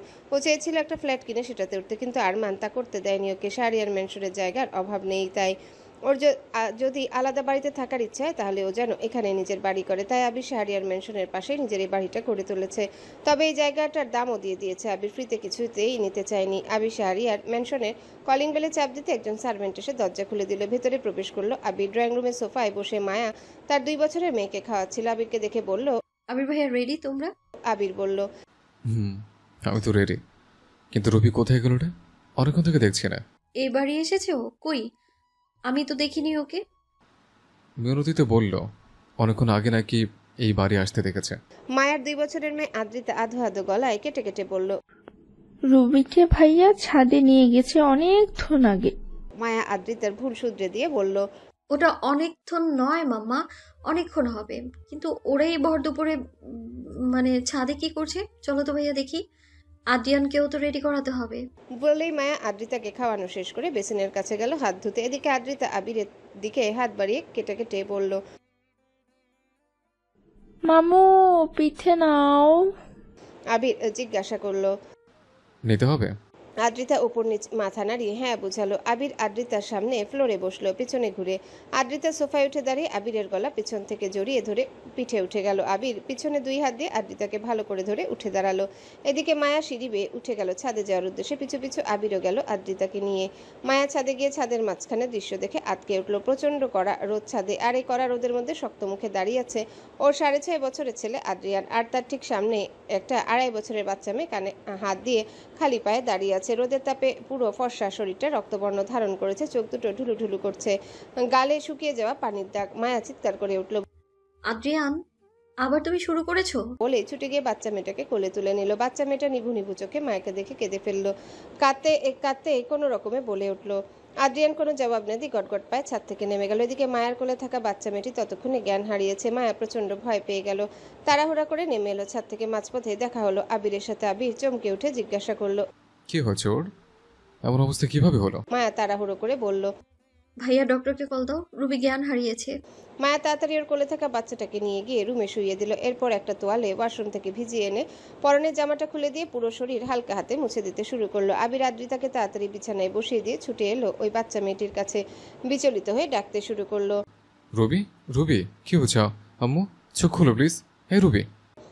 আবিরাতুন্নেসা রুবি আবিরের 2.5 বছরের মেয়ে। বাড়ির সবাইও খবর পেয়ে ছুটে এসেছে এই রুমে। মেয়েটার শরীর পুরো লাল হয়ে গেছে, পায়ের তলাগুলো হালকা ফোসকা পড়ে গেছে। সাবিনা বেগম রুবির কাছে বসে ডেকে উঠল, নানুমণি চোখ খুলো নানুমণি। আঞ্জুমা বেগম বলে উঠলেন, মায়া ওর চোখে মুখে একটু পানের ছিটা দাও, এভাবে জ্ঞান ফিরবে না। ওনার কথা মতো মায়া শরীর মুছানো থামিয়ে দিয়ে চোখে মুখে পানির ছিটা দিল। বেশ কিছুক্ষণ পর ধীরে ধীরে চোখ খুলল রুবি। নিজের পাপাকে পাশে দেখে কেঁদে উঠল। পাপা কাঁদতে কাঁদতে নিজেই ওঠার চেষ্টা করছে। মেয়েটা আবির তাড়াতাড়ি ওকে কোলে তুলে নিল। চোখে মুখে চুমু খেয়ে বলল, এই তো আম্মু, কোথায় কষ্ট হচ্ছে বলো বাবাকে। রুবি নিজের পা দেখিয়ে বলল। এতক্ষণে নজর গেল সবার রুবির পায়ের দিকে। বেশ কিছু জায়গায় লাল টকটকে হয়ে ফোসকা পড়ে গেছে। রুবির শরীর থেকে এখনো মনে হচ্ছে আগুনের তাপ বের হচ্ছে। মায়া ছুটে গিয়ে একটা মলম নিয়ে এসে যত্ন সহকারে লাগিয়ে দিল। তখনও কেঁদে চলেছে বাচ্চা মেয়েটি। তখনই ওই রুমে প্রবেশ করলো আরমান। স্বভাব সুলভ গম্ভীর গলায় জিজ্ঞাসা করলো, কি হয়েছে? সবাই একসাথে রুমে? মায়া ঝাঁঝালো গলায় বলল, কি আবার হবে, আছে না তোমার গুণধর ছেলে। এই কড়া রোদের মধ্যে রুবিকে ছাদে কান ধরিয়ে দাঁড় করিয়ে রেখেছিল। দেখো একবার তাকিয়ে, পুরো শরীর লাল হয়ে গেছে মেয়েটার, পায়ে ফোসকা পড়ে গেছে। আরমান এগিয়ে গেল আবিরের কোলে থাকা রুবির দিকে। রুবি আরমানকে দেখে হাত বাড়িয়ে দিল। আরমান কোলে নিল রুবিকে। রুবি ঠোঁট ফুলিয়ে নালিশ জানালো। আরমান রুবির 2 পায়ে চুমু খেয়ে বলল, ভালো হয়ে যাবে আম্মু, তোমার ভাইকে আমি খুব বকা দিব। আরমানকে রুবিকে কোলে নিতে দেখে আদ্রিতা মুখ ফুলিয়ে বসে আছে। আঞ্জুমা বেগম বললেন, কি হয়েছে? আমাদের আদ্রিতা বুড়ি মুখ ফুলিয়ে বসে আছে কেন? সবাই শুধু রুবিকেই তোলে নেয়, আমাদের নেয় না। কথাটা বলে আবারও গাল ফুলালো। আঞ্জুমা বেগম আদ্রিতাকে কোলে তুলে বললেন, আর তাই আমাদের আদ্রিতার বুড়ি রাগ করেছে বুঝি? খুব আগ করেছে। পাপা তো অফিস থেকে এসে আমাদের আগে তোলে নেয়, আজ রুবিকে কেন নিয়েছে? সবাই আদ্রিতার কথা শুনে হেসে উঠল। মায়া আরমানকে উদ্দেশ্য করে বলল, দেখেছেন আপনার মেয়েটাও এখন থেকে কেমন হিংসুটে হতে শুরু করেছে। দোষ করলে ছেলেও আমার, মেয়েও আমার, তোমার কেউ না, তাই না? মায়া কোনো কথার উত্তর না দিয়ে মুখ বেঁকিয়ে চলে গেল। সবাই মুখ চেপে হাসলো ওদের কাণ্ড দেখে। রুবি আরমানের ঘাড়ে মাথা রেখে প্রশ্ন করলো, এই তো আম্মু, একটু পরে বেরিয়ে পড়বো। আরমান এরপর সাবিনা বেগমকে উদ্দেশ্য করে জিজ্ঞাসা করলো, মম সবাই রেডি? কখন বেরোবে? সবাই তো রেডি হয়ে গেছে, শুধু তোর অপেক্ষাতেই ছিলাম। কিন্তু আম্মু, তোমার মাম্মু তো এখনো আসেনি। তোমার শরীরটা হচ্ছে একটু খারাপ, এখনই বাড়ি যাওয়ার দরকার নেই। তুমি তোমার মামি মনের কাছে রেডি হয়ে নাও। মায়েশা ও আয়ানের 3 বছরের ছেলে মিশান বলে উঠল, পিমুনি তো অনেকক্ষণ আগে চলে এসেছে। আদি ভাইয়ের রুমে আদি ভাইকে ওষুধ লাগিয়ে দিচ্ছে। মায়েশা ওর ছেলেকে জিজ্ঞাসা করলো, কি হয়েছে তোর আদি ভাইয়ার? আদি ভাইয়ের পায়ে তো ফোসকা পড়ে গেছে, ভাইয়ের পায়েও লাল লাল কি যেন হয়ে গেছে। এটা শুনে সবাই ছুটে গেল আদ্রিয়ানের রুমে। দেখলো সামিরা আদির গায়ে মলম লাগাচ্ছে। রুবির সাথে সাথে আদি নিজেও এতক্ষণ ছিল রোদের মধ্যে। ওর পায়েও জুতো ছিল না, তাই ওর পায়েও ফোসকা পড়ে গেছে, সাথে শরীর লাল লাল র্যাশ দেখা দিয়েছে ওর। আদ্রিয়ানের স্কিনও খুব সেন্সিটিভ, তাই এই অবস্থা। সাথে গায়ে প্রচন্ড জ্বর উঠে গেছে ছেলেটার। আবির সামিরাকে উদ্দেশ্য করে জিজ্ঞাসা করলো, তুমি কখন আসলে সামিরা? সামিরা আদির গায়ে মলম লাগাতে লাগাতেই বলল, একটু আগেই এসেছি। তারপর সার্ভেন্টের মুখে শুনলাম পুরো ঘটনা। জানতাম সবাই আমার মেয়েটাকে নিয়ে ব্যস্ত থাকবে, ছেলেটার দিকে কেউ নজর দিবে না। মায়া নিজের ছেলের মাথার কাছে বসে আছে কাদো কাদো মুখ করে। আদ্রিয়ানের অবস্থা তো রুবির থেকেও খারাপ হয়ে গেছে। আদ্রিয়ান হয়েছে একেবারে আরমানের মতো গম্ভীর রকচটা স্বভাবের। কষ্ট পেলে মুখে কখনো বলে না, কথা কম বলে আর অল্পতেই রেগে যায়। আজকে ওর রেগে যাওয়ার কারণ মাইশার ছেলে মিশানের সাথে রুবি বিয়ে খেলছিল। মিশান রুবির গালে চুমু খেয়েছিল আর বউ ডেকেছিল। আর এইগুলো দেখে 6.5 বছরের আদ্রিয়ান রেগে পুরোই ফায়ার। রুবিকে তো শাস্তি দিয়েছে, সাথে নিজেকেও কষ্ট দিয়েছে। রুবি হচ্ছে আবির ও সামিরার একমাত্র মেয়ে, বয়স 2.5 বছর। পুরো নাম আবিরাতুন্নেসা রুবি। মায়া ও আরমানের এক ছেলে এক মেয়ে। ছেলে আদ্রিয়ান শাহরিয়ার, বয়স 6.5 বছর, সবাই আদি বলে ডাকে। মেয়ে আদ্রিতা শাহরিয়ার উর্মি, বয়স 2 বছর। মাইশা ও আয়ানের এক মেয়ে এক ছেলে। মেয়ে আনায়া শাহরিয়ার, বয়স 6 বছর। ছেলে মিশান শাহরিয়ার, বয়স 3 বছর। সামিরা হয়ে উঠেছে একজন নামকরা গাইনোকোলজিস্ট। মায়া ওদের কোম্পানির হেড ডিজাইনার। আর মাইশা প্রথমে ওদের অফিসে জয়েন করলেও কয়েক বছর হলো ছেড়ে দিয়েছে। ও এখন সংসার আর বাড়ির বাচ্চাগুলোকে সামলাতে ব্যস্ত। আজকে এই মুহূর্তে ওদের গ্রামের বাড়ি যাওয়ার কথা ছিল, কিন্তু আদি এবং রুবির এই অবস্থার জন্য সিদ্ধান্ত নেওয়া হলো কাল ভোরের দিকে রওনা দেবে ওরা। ঠিক সকালবেলাতেই পৌঁছাতে হবে ওদের, যেহেতু কাল একটা বিশেষ দিন। রাতের বেলা নিচে সবাই ডিনার করতে ব্যস্ত। এই ফাঁকে আদ্রিয়ান খুঁড়িয়ে খুঁড়িয়ে ধীর পায়ে প্রবেশ করলো ওর পিপির রুমে। বেডে একটা বড় পুতুল জড়িয়ে ধরে ঘুমিয়ে আছে রুবি। আদ্রিয়ান এগিয়ে গিয়ে খুব সাবধানে পুতুলটা ছাড়িয়ে নিল রুবির কাছ থেকে। তারপর সেটা প্রচন্ড রাগ নিয়ে ছুঁড়ে ফেললো। রুবির কানের কাছে মুখ নিয়ে ফিসফিস করে বলল, বলেছি না তোর সব ভালোবাসা শুধু আমার প্রতি হবে, কোনো পুতুলকেও আমার থেকে বেশি ভালোবাসতে পারবি না তুই। রুবি আদির গলা শুনে বিরক্ত হয়ে পাশ ফিরে শুলো। আদি মুচকি হেসে রুবির পায়ের কাছে বসে পায়ে চুমু খেলো। সরি নিশি পাখি, আরেকটা কষ্ট দিয়ে ফেলেছি তোকে, খুব খুব সরি। কেন তুই বউ খেলছিলি মিশানের সাথে? কতবার বারণ করেছি তোকে ওর সাথে না খেলতে, তারপরও তুই আমার কথা শুনিসনি। তাই তো আজ শাস্তি দিতে গিয়ে এতটা কষ্ট দিয়ে ফেললাম। আবারও চুমু খেলো রুবির পায়ে। খুব খুব খুবই সরি নিশা পাখি, আর কখনো এতটা কষ্ট দেব না, প্রমিস করছি। অনেকটা ভোরে রওনা দেওয়ায় মায়েরা সবাই পৌঁছে গেছে ওদের গ্রামের বাড়িতে। আজ একটা বিশেষ দিন, সমস্ত আয়োজনও করা হয়েছে বিশেষভাবে। আর মানে যেখানে যত আত্মীয় স্বজন আছে আজ সবাই হাজির হয়েছে গ্রামের বাড়িতে। সামিরা উদাস মনে দাঁড়িয়েছে পুকুর পাড়ে। ওদের এই জমিদার বাড়ির পাশেই রয়েছে পুকুরটা। পুকুরের পানির দিকে শূন্য দৃষ্টিতে তাকিয়ে কি যেন ভাবছে সামিরা। ঠিক তখনই মেয়ের গলার আওয়াজ পেয়ে ঘুরে তাকালো। মাম্মা, তুমি এখানে? জানো আমি তোমায় কখন থেকে খুঁজছি। বলতে বলতে গুটি গুটি পায়ে এগিয়ে এলো আবিরাতুন্নেসা রুবি। সামিরা নিজের মেয়েকে কোলে তুলে নিল, তাড়াতাড়ি করে বলল, কেন, কি হয়েছে আম্মু? খুঁজছো কেন? আর তোমার না পায়ে ব্যথা? এই পা নিয়ে আবার হাঁটা শুরু করেছো? আবিরা ঠোঁট ফুলিয়ে বলল, হাঁটা শুরু করব না তো কি করব বলো? তোমাকে তো কখন থেকে খুঁজছি, তুমি তো আসছোই না। সবাইকে বললাম তোমাকে ডেকে দিতে, কিন্তু তোমাকে কেউ খুঁজেই পেল না, তাই আমি নিজেই খুঁজেতে বের হলাম। সামিরা মেয়েকে আদর করে বলল, হলে আমার আম্মুটা, খুব সরি আম্মা। এখন বলো তো কেন খুঁজছিল আমাকে? কিছু লাগবে তোমার? পাপাকে লাগবে। সেই যে পাপা বেরিয়ে গেল, আমাকে বসিয়ে দিয়ে এখনো আসলো না। কোথায় গেছে পাপা? মামুরা তো সবাই ওখানে আছে, পাপা নেই কেন? সামিরা একটা দীর্ঘশ্বাস ছেড়ে বলল, তোমার পাপা একটা কাজে গেছে আম্মু, একটু পরেই চলে আসবে। আবিরা জেদ দেখিয়ে বলল, নানুমণিও সেই কখন থেকে ওই একই কথা বলছে, একটু পরেই চলে আসবে, কিন্তু পাপা তো আসছেই না। তুমি নিয়ে চলো আমাকে পাপার কাছে, আমি যাব। আবিরা নিজের মেয়েকে অনেক বোঝানোর চেষ্টা করলো, কিন্তু কিছুতেই বুঝলো না আবিরা। বাবা পাগল মেয়ের এখন জেদ উঠেছে, বাবার কাছে যাবে, তাই শেষমেশ উপায় না একটা দীর্ঘশ্বাস ছেড়ে মেয়েকে নিয়ে হাঁটা দিল। বাড়ি থেকে বেরিয়ে রাস্তা দিয়ে কিছুটা হেঁটে গন্তব্যে পৌঁছে গেল ওরা। সামনের দৃশ্য দেখে ভিতর থেকে একটা দীর্ঘশ্বাস বেরিয়ে এলো। সামিরার মেয়েকে নামিয়ে দিল কোল থেকে। আবিরা গুটি গুটি পায়ে এগিয়ে গেল, হাঁটু মুড়ে মাথা নিচু করে বসে থাকা নিজের পাপার দিকে। নিজের পাপার কোলে উঠে পড়লো, গলা জড়িয়ে ধরে। হঠাৎ নিজের মেয়েকে এখানে দেখে চমকে উঠলো। আবিরা নিজের পাপাকে বলল, পাপা, তুমি এখানে কি করছো? জানো আমি কখন থেকে খুঁজছি তোমায়। এর পরপরই আবিরার চোখ পড়লো ওর পাপার চোখে পানি। ও বলল, পাপা তুমি কাঁদছো কেন? মাম্মা যেমন আমাকে পিটুনি দেয়, তেমন তোমাকে কি কেউ পিটুনি দিয়েছে? তোমার কোথায় কষ্ট হচ্ছে পাপা? আবির তাড়াতাড়ি ওর চোখের পানি মুছে ফেললো, বলল, না মাম্মা, কেউ পিটুনি দেয়নি আমায়, চোখে কিচেনে পড়ছে তাই পানি চলে এসছে। তুমি এখানে কিভাবে এলে মাম্মা? আবিরা আঙ্গুল বাড়িয়ে দেখালো, ওই তো মাম্মার সাথে এসেছি। আবির পেছনে ফিরে মেয়ের দেখানো আঙ্গুল অনুসরণ করে তাকিয়ে দেখলো কিছুটা দূরে দাঁড়িয়ে আছে সামিরা অসহায় চোখে। আবিরের চোখেও ফুটে উঠলো অসহায়ত্ব। নিজের মেয়ের কথায় চমকে উঠলো আবির। পাপা, ওখানে আমার নাম লেখা কেন? ওটা তো কবর। আমি জানি মানুষ মারা গেলে ওখানে চলে যায়, আমিও কি ওখানে চলে যাব? আবির তাড়াতাড়ি মুখ চেপে ধরলো। আবিরা চোখ ছলছল করছে ওর। না মাম্মা, এমন বলতে নেই। ওটা তোমার নাম নয়, ওটা তোমার একটা আন্টির নাম। ওই আন্টিটা মারা গেছে, ওনার কবর ওটা। তোমার নাম তো আবিরা, তো নেশার রুবি। আর দেখছো না ওখানে শুধু রুবি লেখা আছে। আবিরা বুঝদার মেয়ের মতো মাথা নাড়িয়ে বলল, ও বুঝেছি। আর তুমি ওই আন্টিটার জন্যই কি তাহলে কান্না করছিলে? আমি টিভিতে দেখেছি কেউ মারা গেলে সবাই কান্না করে। ওই আন্টিটা তোমার কে হয় পাপা?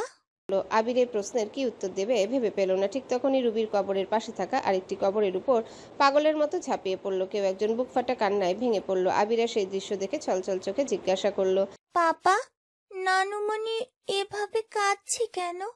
ওটা কার কবর? একটা দীর্ঘশ্বাস ছাড়লো আবির। মায়া ও সাবিনা বেগম ছুটে এসে আগলে নিলেন আরমানের ফুপি আসিফের মাকে। রুবির কবরের ঠিক পাশেই আসিফের কবর। আবিরের মনে পড়ে গেল সেই ভয়ঙ্কর অতীতের কথা। আরমানদের বিয়ের কিছুদিন পরে শেষ পর্যন্ত কিছু করতে না পেরে ডাইরেক্ট কিডন্যাপ করে আসিফ মায়াকে, বন্দি করে রাখে একটা পরিত্যক্ত গোডাউনে। খুঁজে খুঁজে পৌঁছে যায় আরমান সেখানে। আসিফ সমস্ত রকম ব্যবস্থা করে রেখেছিল। আরমান প্রথমে সেখানে একাই গিয়েছিল, কিন্তু সেখানে আসিফ তো আর একা ছিল না, ওর সাথে ছিল ভাড়া করা কিছু গুন্ডা। মায়া ছিল আসিফের কাছে বন্দি, তাই মায়াকে হাতিয়ার বানিয়ে আরমানকেও খুব সহজে বন্দি করেও। আরমানের সামনে মায়াকে কষ্ট দেয় আর আরমান ছটফট করতে থাকে। অতীত। আবিরা যখন সেখানে পৌঁছায় তখন দেখে আরমানকে একটা চেয়ারে বসে হাত পা রশি দিয়ে বাঁধা হয়েছে, বিভিন্ন জায়গায় ক্ষতের চিহ্ন। দেখে বোঝা যাচ্ছে ভীষণ নির্মমভাবে মারা হয়েছে ওকে। আরমানের ঠিক সামনে একই রকমভাবে বাঁধা আছে মায়া। মায়ার তো জ্ঞান নেই বললেই চলে, ঠোঁটের কোণের রক্ত শুকিয়ে লেগে আছে। আবিরদের আসার আগে আসিফ মায়ের গলায় মোটা দড়ির ফাঁস দিয়ে অন্য প্রান্তের দড়ি নিজে ধরে রেখেছে। মায়াকে দাঁড় করিয়ে রেখেছে একটা টুলে, খেলা করার মতো। একবার করে গায়ের বলে দড়ি টেনে মায়াকে ঝুলিয়ে দিয়েছে। মায়া ছটফট করেছে বাঁচার জন্য। আসিফ তখন কিছুক্ষণ রেখে নামিয়ে দিয়েছে মায়ের দম যাওয়ার আগে। এরকম একবার করে বহুবার করেছে, এমন যেন একটা বাচ্চা খেলা করছে কোনো খেলনা নিয়ে এবং ভীষণ মজা পাচ্ছে। এইদিকে এই দৃশ্য দেখে গলা কাটা মুরগির ন্যায় ছটফট করছে আরমান। চিৎকার করেছে অসহায় মানুষের মতো, কত শত অশ্রু ঝরিয়ে অনুরোধ করেছে আসিফকে মায়াকে ছেড়ে দেওয়ার জন্য। তার হিসাব নেই। আসিফ আবিরদেরকে দেখতে পেয়ে বলল, ও তোরাও এসে পড়েছিস, ভালোই করেছিস। তোরাও একটু দেখ লাইলা মজনুর প্রেম কাহিনী। না একটু ভুল হলো, মায়াবতী আর গম্ভীর সাহেবের প্রেম কাহিনী। মায়াবতী বলে আমাকে আঘাত করো আর গম্ভীর সাহেবকে ছেড়ে দাও। গম্ভীর সাহেব বলে আমাকে শেষ করে তবুও আমার মায়াবতীর কোনো ক্ষতি করিস না। শেষের কথাগুলো নাটকীয় ভঙ্গিতে বলে হাসতে শুরু করলো আসিফ। ততক্ষণে আবির, সামিরা, আয়ান ওদেরকেও বন্দি করা হয়েছে আসিফের ইশারায়। আরমান নিভু নিভু চোখে তাকিয়ে জিজ্ঞাসা করলো আসিফকে, কেন এত রাগ তোর আমার প্রতি? কি ক্ষতি করেছি আমি তোর? আসিফ হুঙ্কার ছেড়ে বলে উঠল, কি ক্ষতি করেছিস জানিস না বুঝি? নাটক করছিস আমার সাথে? আমার ছোট্ট পাখির মতো বোনটার জীবন কেড়ে নিয়েছিস তুই। শেষ করে দিয়েছিস আমার বোনটাকে। শুধুমাত্র তোর জন্য আজও এই দুনিয়ায় নেই। মেরে ফেলেছিস আমার বোনটাকে, আর এখন সবকিছু না জানার ভান করছিস। আরমান অবাক গলায় বলল, কি যা তা বলছিস আসিফ? আমি কেন আসিফাকে মারতে যাব? তুই তো ভালো করেই জানিস ও নিজের ঘরে ফাঁস লাগিয়েছিল গলায়, আর এর কারণ এখনো পর্যন্ত কেউ জানে না। হ্যাঁ, এটা ঠিক কেউ জানে না, কিন্তু তুই তো জানিস, আর সবকিছু তুই আগের থেকেই জানতিস। আসিফ কি বলছে কিছু বুঝতে পারছে না আরমান, তাই জিজ্ঞাসা করলো, কি বলতে চাইছিস স্পষ্ট করে বল। তোর কথা কিচ্ছু বুঝতে পারছি না আমি। হ্যাঁ, এখন তো বুঝতেই পারবি না। আমার বোন আসিফা শুধুমাত্র তোর জন্য নিজের জীবন শেষ করেছে। শুধুমাত্র তোর অপমান আর অবহেলা সহ্য করতে না পেরে গলায় ফাঁস লাগিয়েছিল। মানে কি সব বলছিস? ও আমার জন্য কেন গলায় ফাঁস লাগাবে? আসিফার ঘর থেকে ওর লাশটা ঠিক কবে বের করা হয়েছিল বলতো? আসিফের প্রশ্নে আরমান এর ভ্রু কুঁচকে গেল, বলল, আমার আর মায়ার বিয়ের ঠিক পরের দিন।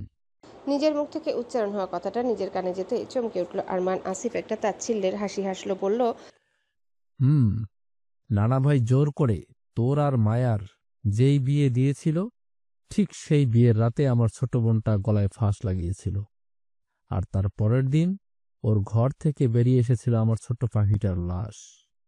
গলাটা কেঁপে উঠল আসিফের, চোখগুলো ছলছল করছে। ওর বোনের মুখটা মনে পড়লে ভেতরটা কেঁপে উঠছে। আসিফ আবারও বলতে শুরু করলো, যখন নানা ভাই 1 সপ্তাহ আগে তোর আর মায়ার বিয়েটা ঠিক করে, তখন আসিফা গিয়েছিল নানা ভাইয়ের কাছে। তোকে আসিফা মনে মনে ভালোবাসত গভীরভাবে। নানা ভাইকে জানিয়েছিল সেই কথা। অনেক অনেক রিকোয়েস্ট করেছিল আমার বোনটা, নানা ভাইকে যেন এই বিয়েটা ভেঙে দেয় এবং ওর সাথে যেন তোর বিয়ে দেয়, কিন্তু নানা ভাই কিছুতেই রাজি হয়নি। আসিফের চোখ থেকে পানি গড়িয়ে পড়ল, কান্নায় গলাটা বুঝে আসছে ওর। আবারও বলল, এরপর কোনো উপায় না পেয়ে জাহির করেছিল নিজের ভালোবাসার কথা তোর কাছে। নির্লজ্জ ও বেহায়ার মতো তোর কাছে নিজের ভালোবাসার ভিক্ষা চেয়েছিল, কিন্তু তুই কি করলি? অপমান করে গায়ে হাত পর্যন্ত তুলেছিলিস। আর এর কিছুদিন পরেই তুই নানা ভাইয়ের কথায় মায়াকে বিয়ে করে ফেললি, আর আমার মনটা সহ্য করতে না পেরে গলায় ফাঁস লাগিয়ে ঝুলে গেল। কথাগুলো বলে ধপ করে হাঁটু মুড়ে বসে গেল আসিফ মেঝেতে। ওখানে থাকা প্রতিটা ব্যক্তি অবাক হলো আসিফের কথাগুলো শুনে। এগুলো তাদের সত্যি অজানা ছিল। আরমান নিজেও অবাক গলায় বলল, কিন্তু সত্যি আমি জানতাম না যে আসিফা আমাকে ভালোবাসে। আর তোর কোথাও ভুল হচ্ছে, ও কখনো নিজের ভালোবাসা জাহির করেনি আমার কাছ থেকে। আসিফ মুখ তুলে তাকালো আরমানের দিকে, চোখগুলো টকটকে লাল হয়ে গেছে। জানি তুই নিজের দোষ কখনো স্বীকার করবি না, এখনো মিথ্যা বলতে তোর বাচ্ছে না। কি ভেবেছিলি সবার কাছে সবকিছু অজানাই থেকে যাবে? এটা বলেই আসিফ আবার একটা তাচ্ছিল্যের হাসি হাসলো। এরপর পকেট থেকে ফোন বের করে একটা ভিডিও চালু করে ধরলো সবার সামনে। সেখানে দেখা যাচ্ছে আরমান ঠিক তখনই ওয়াশরুম থেকে বেরিয়ে এসেছে, খালি গায়ে, কোমরে শুধু একটা টাওয়েল পেঁচানো, ড্রেসিং টেবিলের সামনে দাঁড়িয়েছিল। ঠিক তখনই আসিফের নিজের বোন এবং আরমানের ফুফাতো বোন হয়। সে আরমানকে পিছন থেকে জড়িয়ে ধরে আরমানের নগ্ন পিঠে মাথা রেখে বলছে, আরমান ভাইয়া, ভালোবাসি তোমায়। প্লিজ তুমি নানা ভাইয়ের ঠিক করা মেয়েটাকে বিয়ে করো না। সাথেই আরমান ধাক্কা দিয়ে সরিয়ে দেয় আসিফাকে। বিছানায় থাকা শার্টটা তাড়াতাড়ি গায়ে গলিয়ে নেয়, চিৎকার করে উঠেও, কি যাতা বলছিস আসিফা? পাগল হয়েছিস? আসিফা চিৎকার করে উঠল, হ্যাঁ হ্যাঁ, পাগল হয়েছি, শুধু তোমায় ভালোবেসে। সাথে একটা চর বসিয়ে দেয় আরমান আসিফার গালে। আসিফা হুমড়ি খেয়ে পড়ে যায় ফ্লোরে। আসিফা কান্না শুরু করে, তুমি তো মাইশা নামের এক মেয়েকে ভালোবাসতে, তাহলে এখন কেন ওই মেয়েকে বিয়ে করতে রাজি হয়ে গেলে? তুই ভালো করে জানিস আমি রাজি হইনি, জোর করে রাজি করানো হয়েছে। আর হ্যাঁ, ভালোবাসি মাইশাকে, সারা জীবন ওকে ভালোবেসে যাব। ওর জায়গায় কেউ কোনোদিন নিতে পারবে না আমার কাছ থেকে। তাহলে কেন সেই জায়গায় নানা ভাইয়ের ঠিক করা মেয়েটি আসছে? সেই জায়গায় যদি মায়া নামের মেয়েটি আসতে পারে, তাহলে আমি কেন আসতে পারবো না? এতদিন চুপ ছিলাম শুধুমাত্র তোমার সেই ভালোবাসা মায়েশার জন্য পাগলামি দেখে, কিন্তু আজ তো আমি চুপ থাকবো না। মায়া যদি সেই জায়গায় আসতে পারে, তাহলে আমি কি দোষ করলাম? এইভাবে আরো অনেক যুক্তি দেখিয়ে কাঁদতে কাঁদতে রিকোয়েস্ট করে আসিফা আরমানকে ওকে বিয়ে করার জন্য। আরমান জানা এটা কোনোভাবেই সম্ভব নয়, কারণ আসিফাকেও নিজের বোনের চোখে দেখে। সামিরা আর আসিফা ছিল সমবয়সী। আসিফা এটাও বলে যে মায়ার বদলে আমাকে বিয়ে করো, আমাকে বিয়ে করলে তোমারই লাভ। যেদিন মাইশা তোমার জীবনে ফিরে আসবে সেদিনই আমি তোমার জীবন থেকে সরে যাব। এটা কিন্তু মায়া নামের মেয়েটি করবে না। নানা ভাই তো চায় তুমি বিয়ে করো, সেটা যেই মেয়েই হোক। কিন্তু তুমি নিজে থেকে কোনো মেয়েকে বিয়ে করছো না বলে নানা ভাই মায়ার সাথে জোর করে তোমার বিয়ে দিচ্ছে। তুমি নানা ভাইকে জানাও যে আমাকে বিয়ে করতে চাও। আরমান প্রচণ্ড রেগে যায় এগুলো আসিফার মুখ থেকে শুনে। ওর এগুলো একদমই সহ্য হচ্ছে না, কারণ আসিফাকে একেবারে সামিরার মতোই নিজের ছোট বোনের চোখে দেখে। এদিকে আসিফাও কিছুই বুঝতে চাইছে না, পাগলামি করতে শুরু করে, কাঁদতে থাকে পাগলের মতো। আরমান রেগে গিয়ে আবারও মারতে যায় আসিফাকে। ঠিক তখনই সামিরা এসে ওর ভাইকে থামিয়ে দিয়ে আসিফাকে সরিয়ে নেয়। এখানে শেষ আসিফের ফোনে চলা ভিডিওটি। সামিরা অবাক গলায় বলে ওঠে, কিন্তু এটা তো একটা নাটক ছিল আসিফ ভাইয়া। জানি তো, আমার বোনের ভালোবাসাটা তোদের সবার কাছে নাটক মনে হয়। না ভাইয়া, তোমার বুঝতে কোথাও ভুল হচ্ছে। এটা একটা নাটক ছিল। সেদিন আসিফা আর আমাদের আরও 2 জন বান্ধবী আমাদের বাড়িতে এসেছিল। আমরা ট্রুথ অ্যান্ড ডেয়ার খেলছিলাম ছাদে বসে। আসিফা ডেয়ার নিয়েছিল। ওর ডেয়ার ছিল বাড়ির মেন গেট দিয়ে যেই প্রবেশ করুক না কেন তাকে প্রপোজ করতে হবে। সেটা বাড়ির কাজের লোকই হোক বা কোনো গার্ড হোক বা কোনো মেয়ে হোক, যেই প্রবেশ করবে তাকেই প্রপোজ করতে হবে। সেই অনুযায়ী গেট দিয়ে প্রবেশ করে বড় ভাইয়া, আর শর্ত অনুযায়ী ও যায় আরমান ভাইকে প্রপোজ করতে। আমরা ভীষণ ভয় পাই ভাইয়াকে, তাই সেদিন ভাইয়ার রুমে যাওয়ার সাহস পাইনি। আসিফাকে মোবাইলে ভিডিও করে আনতে বলি। তুমি যে ভিডিওটা দেখালে ওটা আসিফারই করা। ওর আসতে দেরি হচ্ছে বলে আমার ভাইয়ের রুমে যাই এবং দেখি ভাইয়াকে ওকে মারতে যাচ্ছে, তাই ভাইয়াকে আটকাই। আসিফের মোবাইলে থাকা ভিডিওর পরের দৃশ্য। ভাইয়া ভাইয়া প্লিজ থামো, আগে আমার কথাটা শোনো, মেরো না প্লিজ। আরমান সামিরাকে দেখে থেমে যায়, নিজের রাগ কন্ট্রোল করার চেষ্টা করে। সামিরা বলে, ভাইয়াও নাটক করছে, এটা ডেয়ার ছিল। আরমান ভ্রু কুঁচকে বলে, মানে? এরপর সামিরা সবকিছু খুলে বলে আরমানকে। আসিফা চোখের পানি মুছে বলে, ভাইয়া কেমন লাগলো আমার নাটক? সিনেমায় চান্স পাবো মনে হচ্ছে। দুষ্টু মেয়ে একটা, এরকম কি করে শুধু শুধু আমার হাতে মার খেলি যে? আরমান কথাটা আসিফার থাপ্পড় মারা গালে হাত বুলিয়ে বলে। আসিফা বলে, কি করব বলো, ডেয়ার যখন নিয়েছি পূরণ তো করতেই হবে। এরপর ঠোঁট ফুলিয়ে বলে আসিফা, কিন্তু আমার সত্যি খুব ব্যথা লেগেছে। সরি বনু, আমি না বুঝে মেরেছি। তুই এমনভাবে কথাগুলো বলছিলি যে বোঝার উপায় নেই যে তুই নাটক করছিলি। এরপর আরমান ওদের দুজনকে 2টো চকলেটের বক্স ধরিয়ে দেয়। এই নে, তোদের জন্য এনেছিলাম, তোদের বান্ধবীদেরকেও ভাগ দিস। আমি তো জানতাম না ওরা এখানে আসে, জানলে ওদের জন্য আরো আনতাম। সেটা তোদের কাছে সামান্য ডেয়ার পূরণ আর নাটক মনে হলেও ওটা কিন্তু নাটক ছিল না। ওর বলা কথাগুলো ছিল ওর মনের অনুভূতি। ওই ঘটনাটা পুরো সত্য ছিল, আর সেটা এই ডায়েরিটা পড়লেই বুঝতে পারবি। কথাগুলো বলে আসিফ একটা ডায়েরি ছুড়ে দিল আরমানের দিকে। আরমান একবার তাকালো আসিফের দিকে, তারপর ডায়েরিটা খুলে পড়তে শুরু করলো। পড়তে পড়তে যত এগিয়ে গেল আরমান তত একটু একটু করে অবাকের শেষ পর্যায়ে পৌঁছে গেল। পুরো ডায়েরিটা জুড়ে লেখা আরমানকে নিয়ে আসিফার অনুভূতি আর আবেগ। হ্যাঁ, সেদিন ও ডেয়ার পূরণের নামে ঘটনাটাও মিথ্যে ছিল। আসিফার মনের কথা ছিল ওগুলো একটা মিথ্যে নয়, একটুও নাটক নয়। ডায়েরিতে লেখা আসিফার শেষ বাক্যগুলো ছিল, ভালোবাসি আরমান ভাইয়া। হ্যাঁ, এতদিন ভালোবাসি কথাটা মুখে বলেনি, কারণ তোমার মুখ থেকেও শুনেছিলাম একই কথা, কিন্তু সেটা আমার জন্য ছিল না, ছিল তোমার পিচ্ছি মায়াবতীর জন্য। এতদিন গোপনে ভালোবেসেছি তোমায়, কারণ তোমাকেও যে তোমার ভালোবাসার জন্য ছটফট করতে দেখেছি, কিন্তু আজ আর সহ্য করতে পারলাম না। গিয়েছিলাম তোমার কাছে আমার ভালোবাসার স্বীকারোক্তি জানাতে, ফিরিয়ে দিলে আমাকে। বুঝলাম তুমি আমার নিজের ছোট বোনের চোখে দেখো, তুমি কখনোই আমাকে তোমার স্ত্রীর অধিকার দেবে না, কিন্তু তুমি আমার চোখের সামনে অন্য কোনো মেয়ের সাথে সংসার করবে, সেটা আমি কিছুতেই সহ্য করতে পারবো না। তাই চলে যাচ্ছি এই দুনিয়া ছেড়ে। ভালো থেকো ভাইয়া, অনেক অনেক দোয়া রইল, সুখী হও জীবনে। আর কখনো যাব না আমার ভালোবাসার দাবি নিয়ে।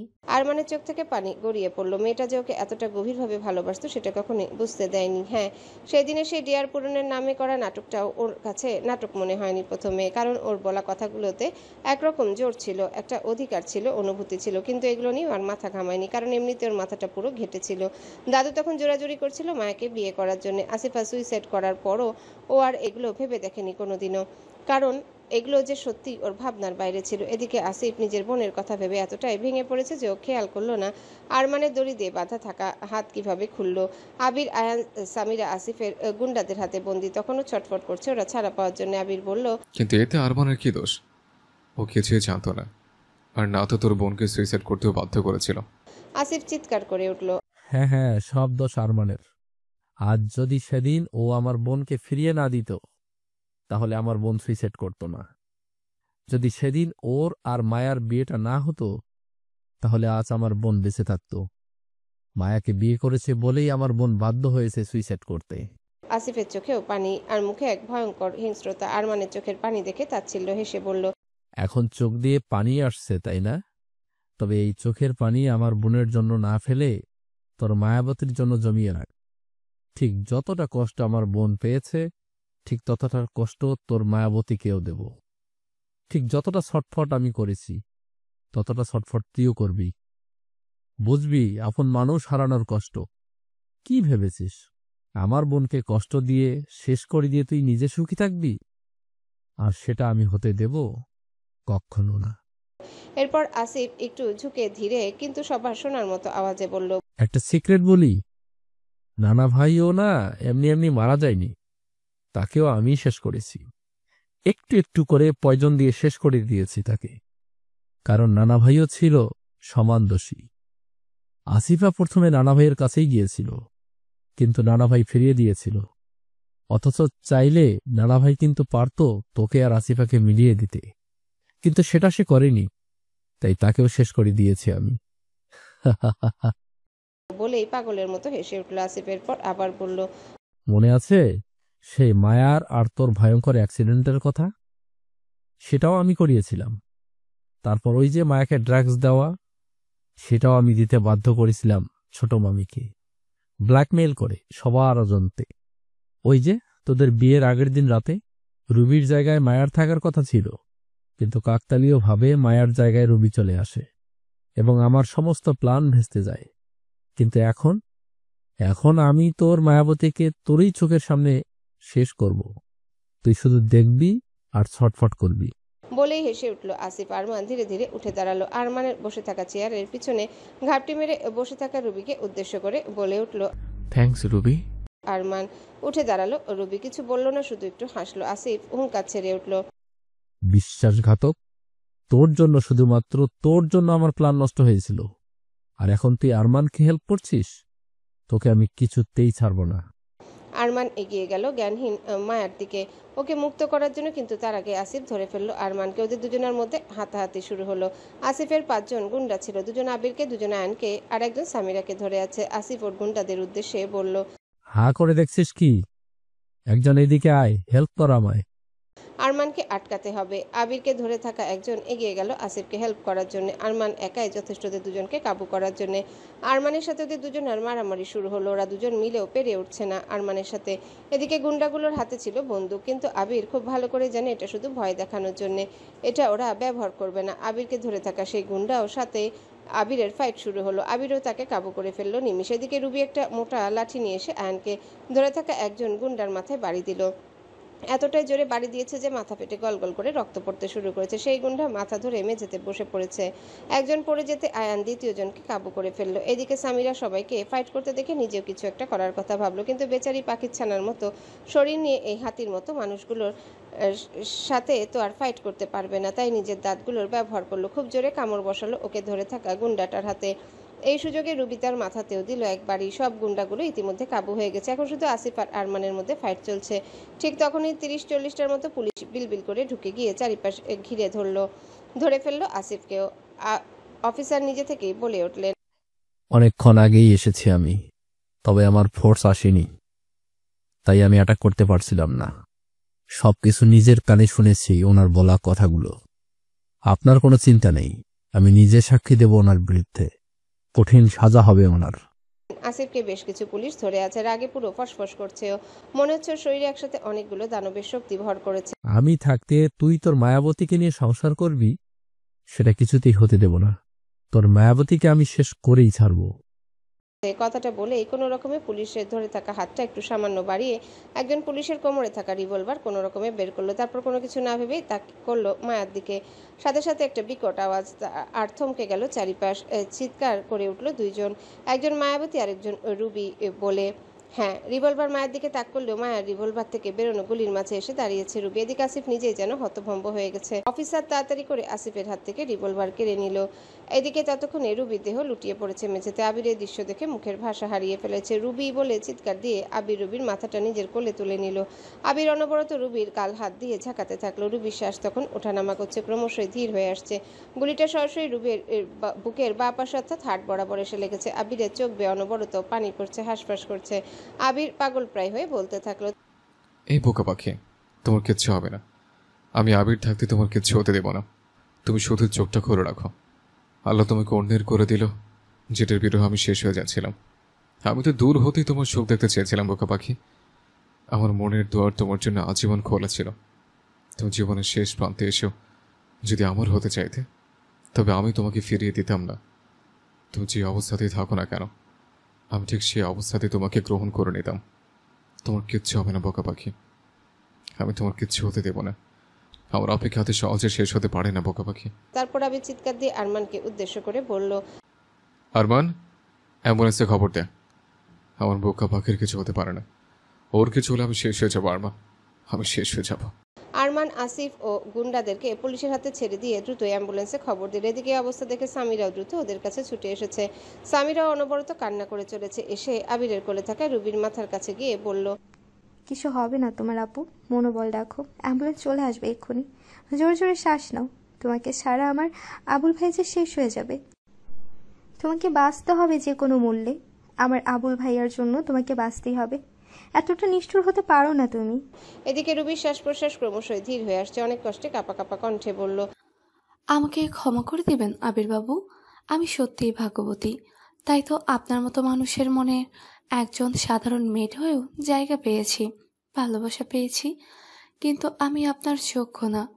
ওপরওয়ালার ইচ্ছায় না চাইতেও কলঙ্কিত হয়ে অন্যের হতে হয়েছে আমাকে। যেখানে বেঁচে থেকে সংসার কখনোই হতো না, তার চেয়ে বরং মায়া ম্যামের বেঁচে থাকা জরুরি। স্যার আর মায়া ম্যাম যে অনেক সাধনা, ঝড়ঝাপটা পেরিয়ে এক হতে পেরেছে। আসিফের সাথে বিয়ে হয়েও আমার জীবন নরকে পরিণত হয়েছিল। এর চেয়ে ভালো স্যার আর মায়া ম্যাম একসাথে ভালোভাবে বেঁচে থাকুক। আর আরমান স্যার আমাকে যা দিয়েছে তার ঋণ কিভাবে শোধ করব বলুন তো আবির বাবু। আমাকে আশ্রয় দিয়েছেন, পড়াশোনার সুযোগ দিয়েছেন, অসুস্থ বাবা মাকেও দেখভাল করেছেন। এত এত ঋণ আমি কিভাবে শোধ করব আবির বাবু? আমার জীবনের তো আর কিছুই নেই। তাই এই জীবনের বিনিময়ে যদি স্যারের ঋণ একটু শোধ করতে পারি, তাহলে যে আমি মরেও একটু শান্তি পাবো। আমার চোখের সামনে আপনাকে ভেঙে পড়তে দেখার সাধ্য নেই আবির বাবু। আপনি ক্ষমা করে দিবেন আমাকে। আমি জানি আমার সময় শেষ, আমার একটা শেষ ইচ্ছে পূরণ করবেন আবির বাবু। আবির পাগলের মতো কাছে। রুবির কথা শুনে তো নিজেকে আটকানো দায় হয়ে পড়েছে। আবির ওই অবস্থাতে মাথা ঝুঁকিয়ে বোঝালো যে সে রুবির কথা রাখবে। রুবি তা দেখে ঠোঁটের কোণে একটু হাসি এনে বলল, আপনি আর পেছনে ফিরে তাকাবেন না আবির বাবু, আপনি সামনেই এগিয়ে যাবেন। আপনার জীবনটাকে নষ্ট করবেন না, আপনার জীবনটাকে সাজাবেন নিজের মতো করে। আমি দূরে থেকেই আপনার সুখ দেখব। আপনি সুখী থাকলে তা দেখে আমার আত্মা শান্তি পাবে। কথা দিন আপনি আমার কথা রাখবেন। কথা দিন আবির বাবু, আপনি আমার শেষ ইচ্ছে পূরণ করবেন। আবির আরো হাউমাউ করে ডুকরে কেঁদে উঠে রুবির মাথাটা আরো শক্তভাবে নিজের বুকের সাথে চেপে ধরে বলল, আমি সুখী হব বোকা পাখি, তবে একা নয়, তোমাকে নিয়ে। একদম উল্টো উল্টো বলবে না তুমি, কিচ্ছু হবে না তোমার, আমি হতে দেব না। আমি একটা ছোট্ট সংসার সাজাবো, কিন্তু সেটা তোমাকে নিয়ে হবে বোকা পাখি, তোমাকে নিয়ে। রুবির মুখে কোনো রকমের শেষ হাঁচি ফুটিয়ে ফিসফিস করে বলল, এটা যে আর কোনোভাবেই সম্ভব না আবির বাবু। এরপর রুবি সামিরার দিকে তাকিয়ে বলল, তুমি তো আমায় আপু ডাকো, বড় বোন মনে করে একটা কথা রাখবে সামিরা। সামিরা কান্নারত অবস্থাতে মাথা ঝাঁকিয়ে বোঝালো। রুবির কথা বলতে প্রচন্ড কষ্ট হচ্ছে, তবুও কোনো রকমে সামিরাকে বলল, সামিরা কথা দাও আমায়, তুমি তোমার এই আতপাগল আবুল ভাইয়াকে দেখে রাখবে। কথা দাও আমাকে সামিরা, এই মানুষটা যে বড্ড পাগল, সে যে ভালোবাসার কাঙ্গাল, তাকে তুমি দেখে রাখবে সামিরা, ভালোবাসায় মরিয়ে রাখবে। একমাত্র তুমি ছাড়া কেউ বোঝে না তোমার এই আবুল ভাইয়াকে। যতই তোমরা ঝগড়া করো না কেন, আমি জানি তোমরা দুজন হচ্ছ একে অপরের জান। তোমার আবুল ভাইয়ার বুকে আমার শূন্যতা তুমি তা পূরণ করে দিও সামিরা। আমি জানি এটা তুমি ছাড়া আর কেউ পারবে না। আমি তোমার এই আতপাগল আবুল ভাইয়াটাকে তোমার হাতে তুলে দিলাম। আমি তো যত্নে রাখতে পারলাম না, আমার দায়িত্বটা তোমাকে দিয়ে গেলাম সামিরা। আমার শেষ ইচ্ছেটা পূরণ করো সামিরা, কথা দাও আমাকে। আবির্বাবুর প্রতিটা বিপদে তুমি ঢাল হয়ে দাঁড়াবে, কখনো তার হাত ছাড়বে না। তোমার এই ভাঙা আবুল ভাইয়াকে একটা নতুন সজীব জীবন ফিরিয়ে দেবে, কথা দাও সামিরা। সামিরা এই অবস্থাতে কি করবে কিছু বুঝে উঠতে না পেরে মাথা ঝাঁকিয়ে হ্যাঁ বুঝে রুবির হাতটা চেপে ধরলো। রুবি অনেক কষ্টে কাঁপা কাঁপা হাতে সামিরা আর আবিরের হাত মিলিয়ে দিয়ে মুখে কোনো রকমে শেষ হাসি ফুটিয়ে ফিসফিস করে বলল, এবার যে আমি মরেও শান্তি পাবো আবির্বাবু। এই বলে আবিরের বুকে ঢলে পড়লো মৃত্যুর কোলে। আবির রুবির অবস্থা বুঝে উঠতে চিৎকার দিয়ে বলে উঠলো, তুমি রবি আমাকে ছেড়ে চলে যেতে পারো না, তোমার ভালোবাসা তো নিশ্চয় হতে পারে না বোকা পাখি। এই বোকা পাখি, কথা বলো প্লিজ। এরপর আবির আরমানের দিকে তাকিয়ে বলল, এই আরমান, তুই একবার ধমক দিয়ে দিও রবিকে। দেখ না, ও কথা বলছে না আমার সাথে, ও তোকে ভয় পায়, তোর সব কথা শোনে। তুই ওকে একবার ধমকে দে না, বল আমার সাথে কথা বলতে। পাগলের মতো বকতে থাকলো আবির। আরমান সে নিজেও আজ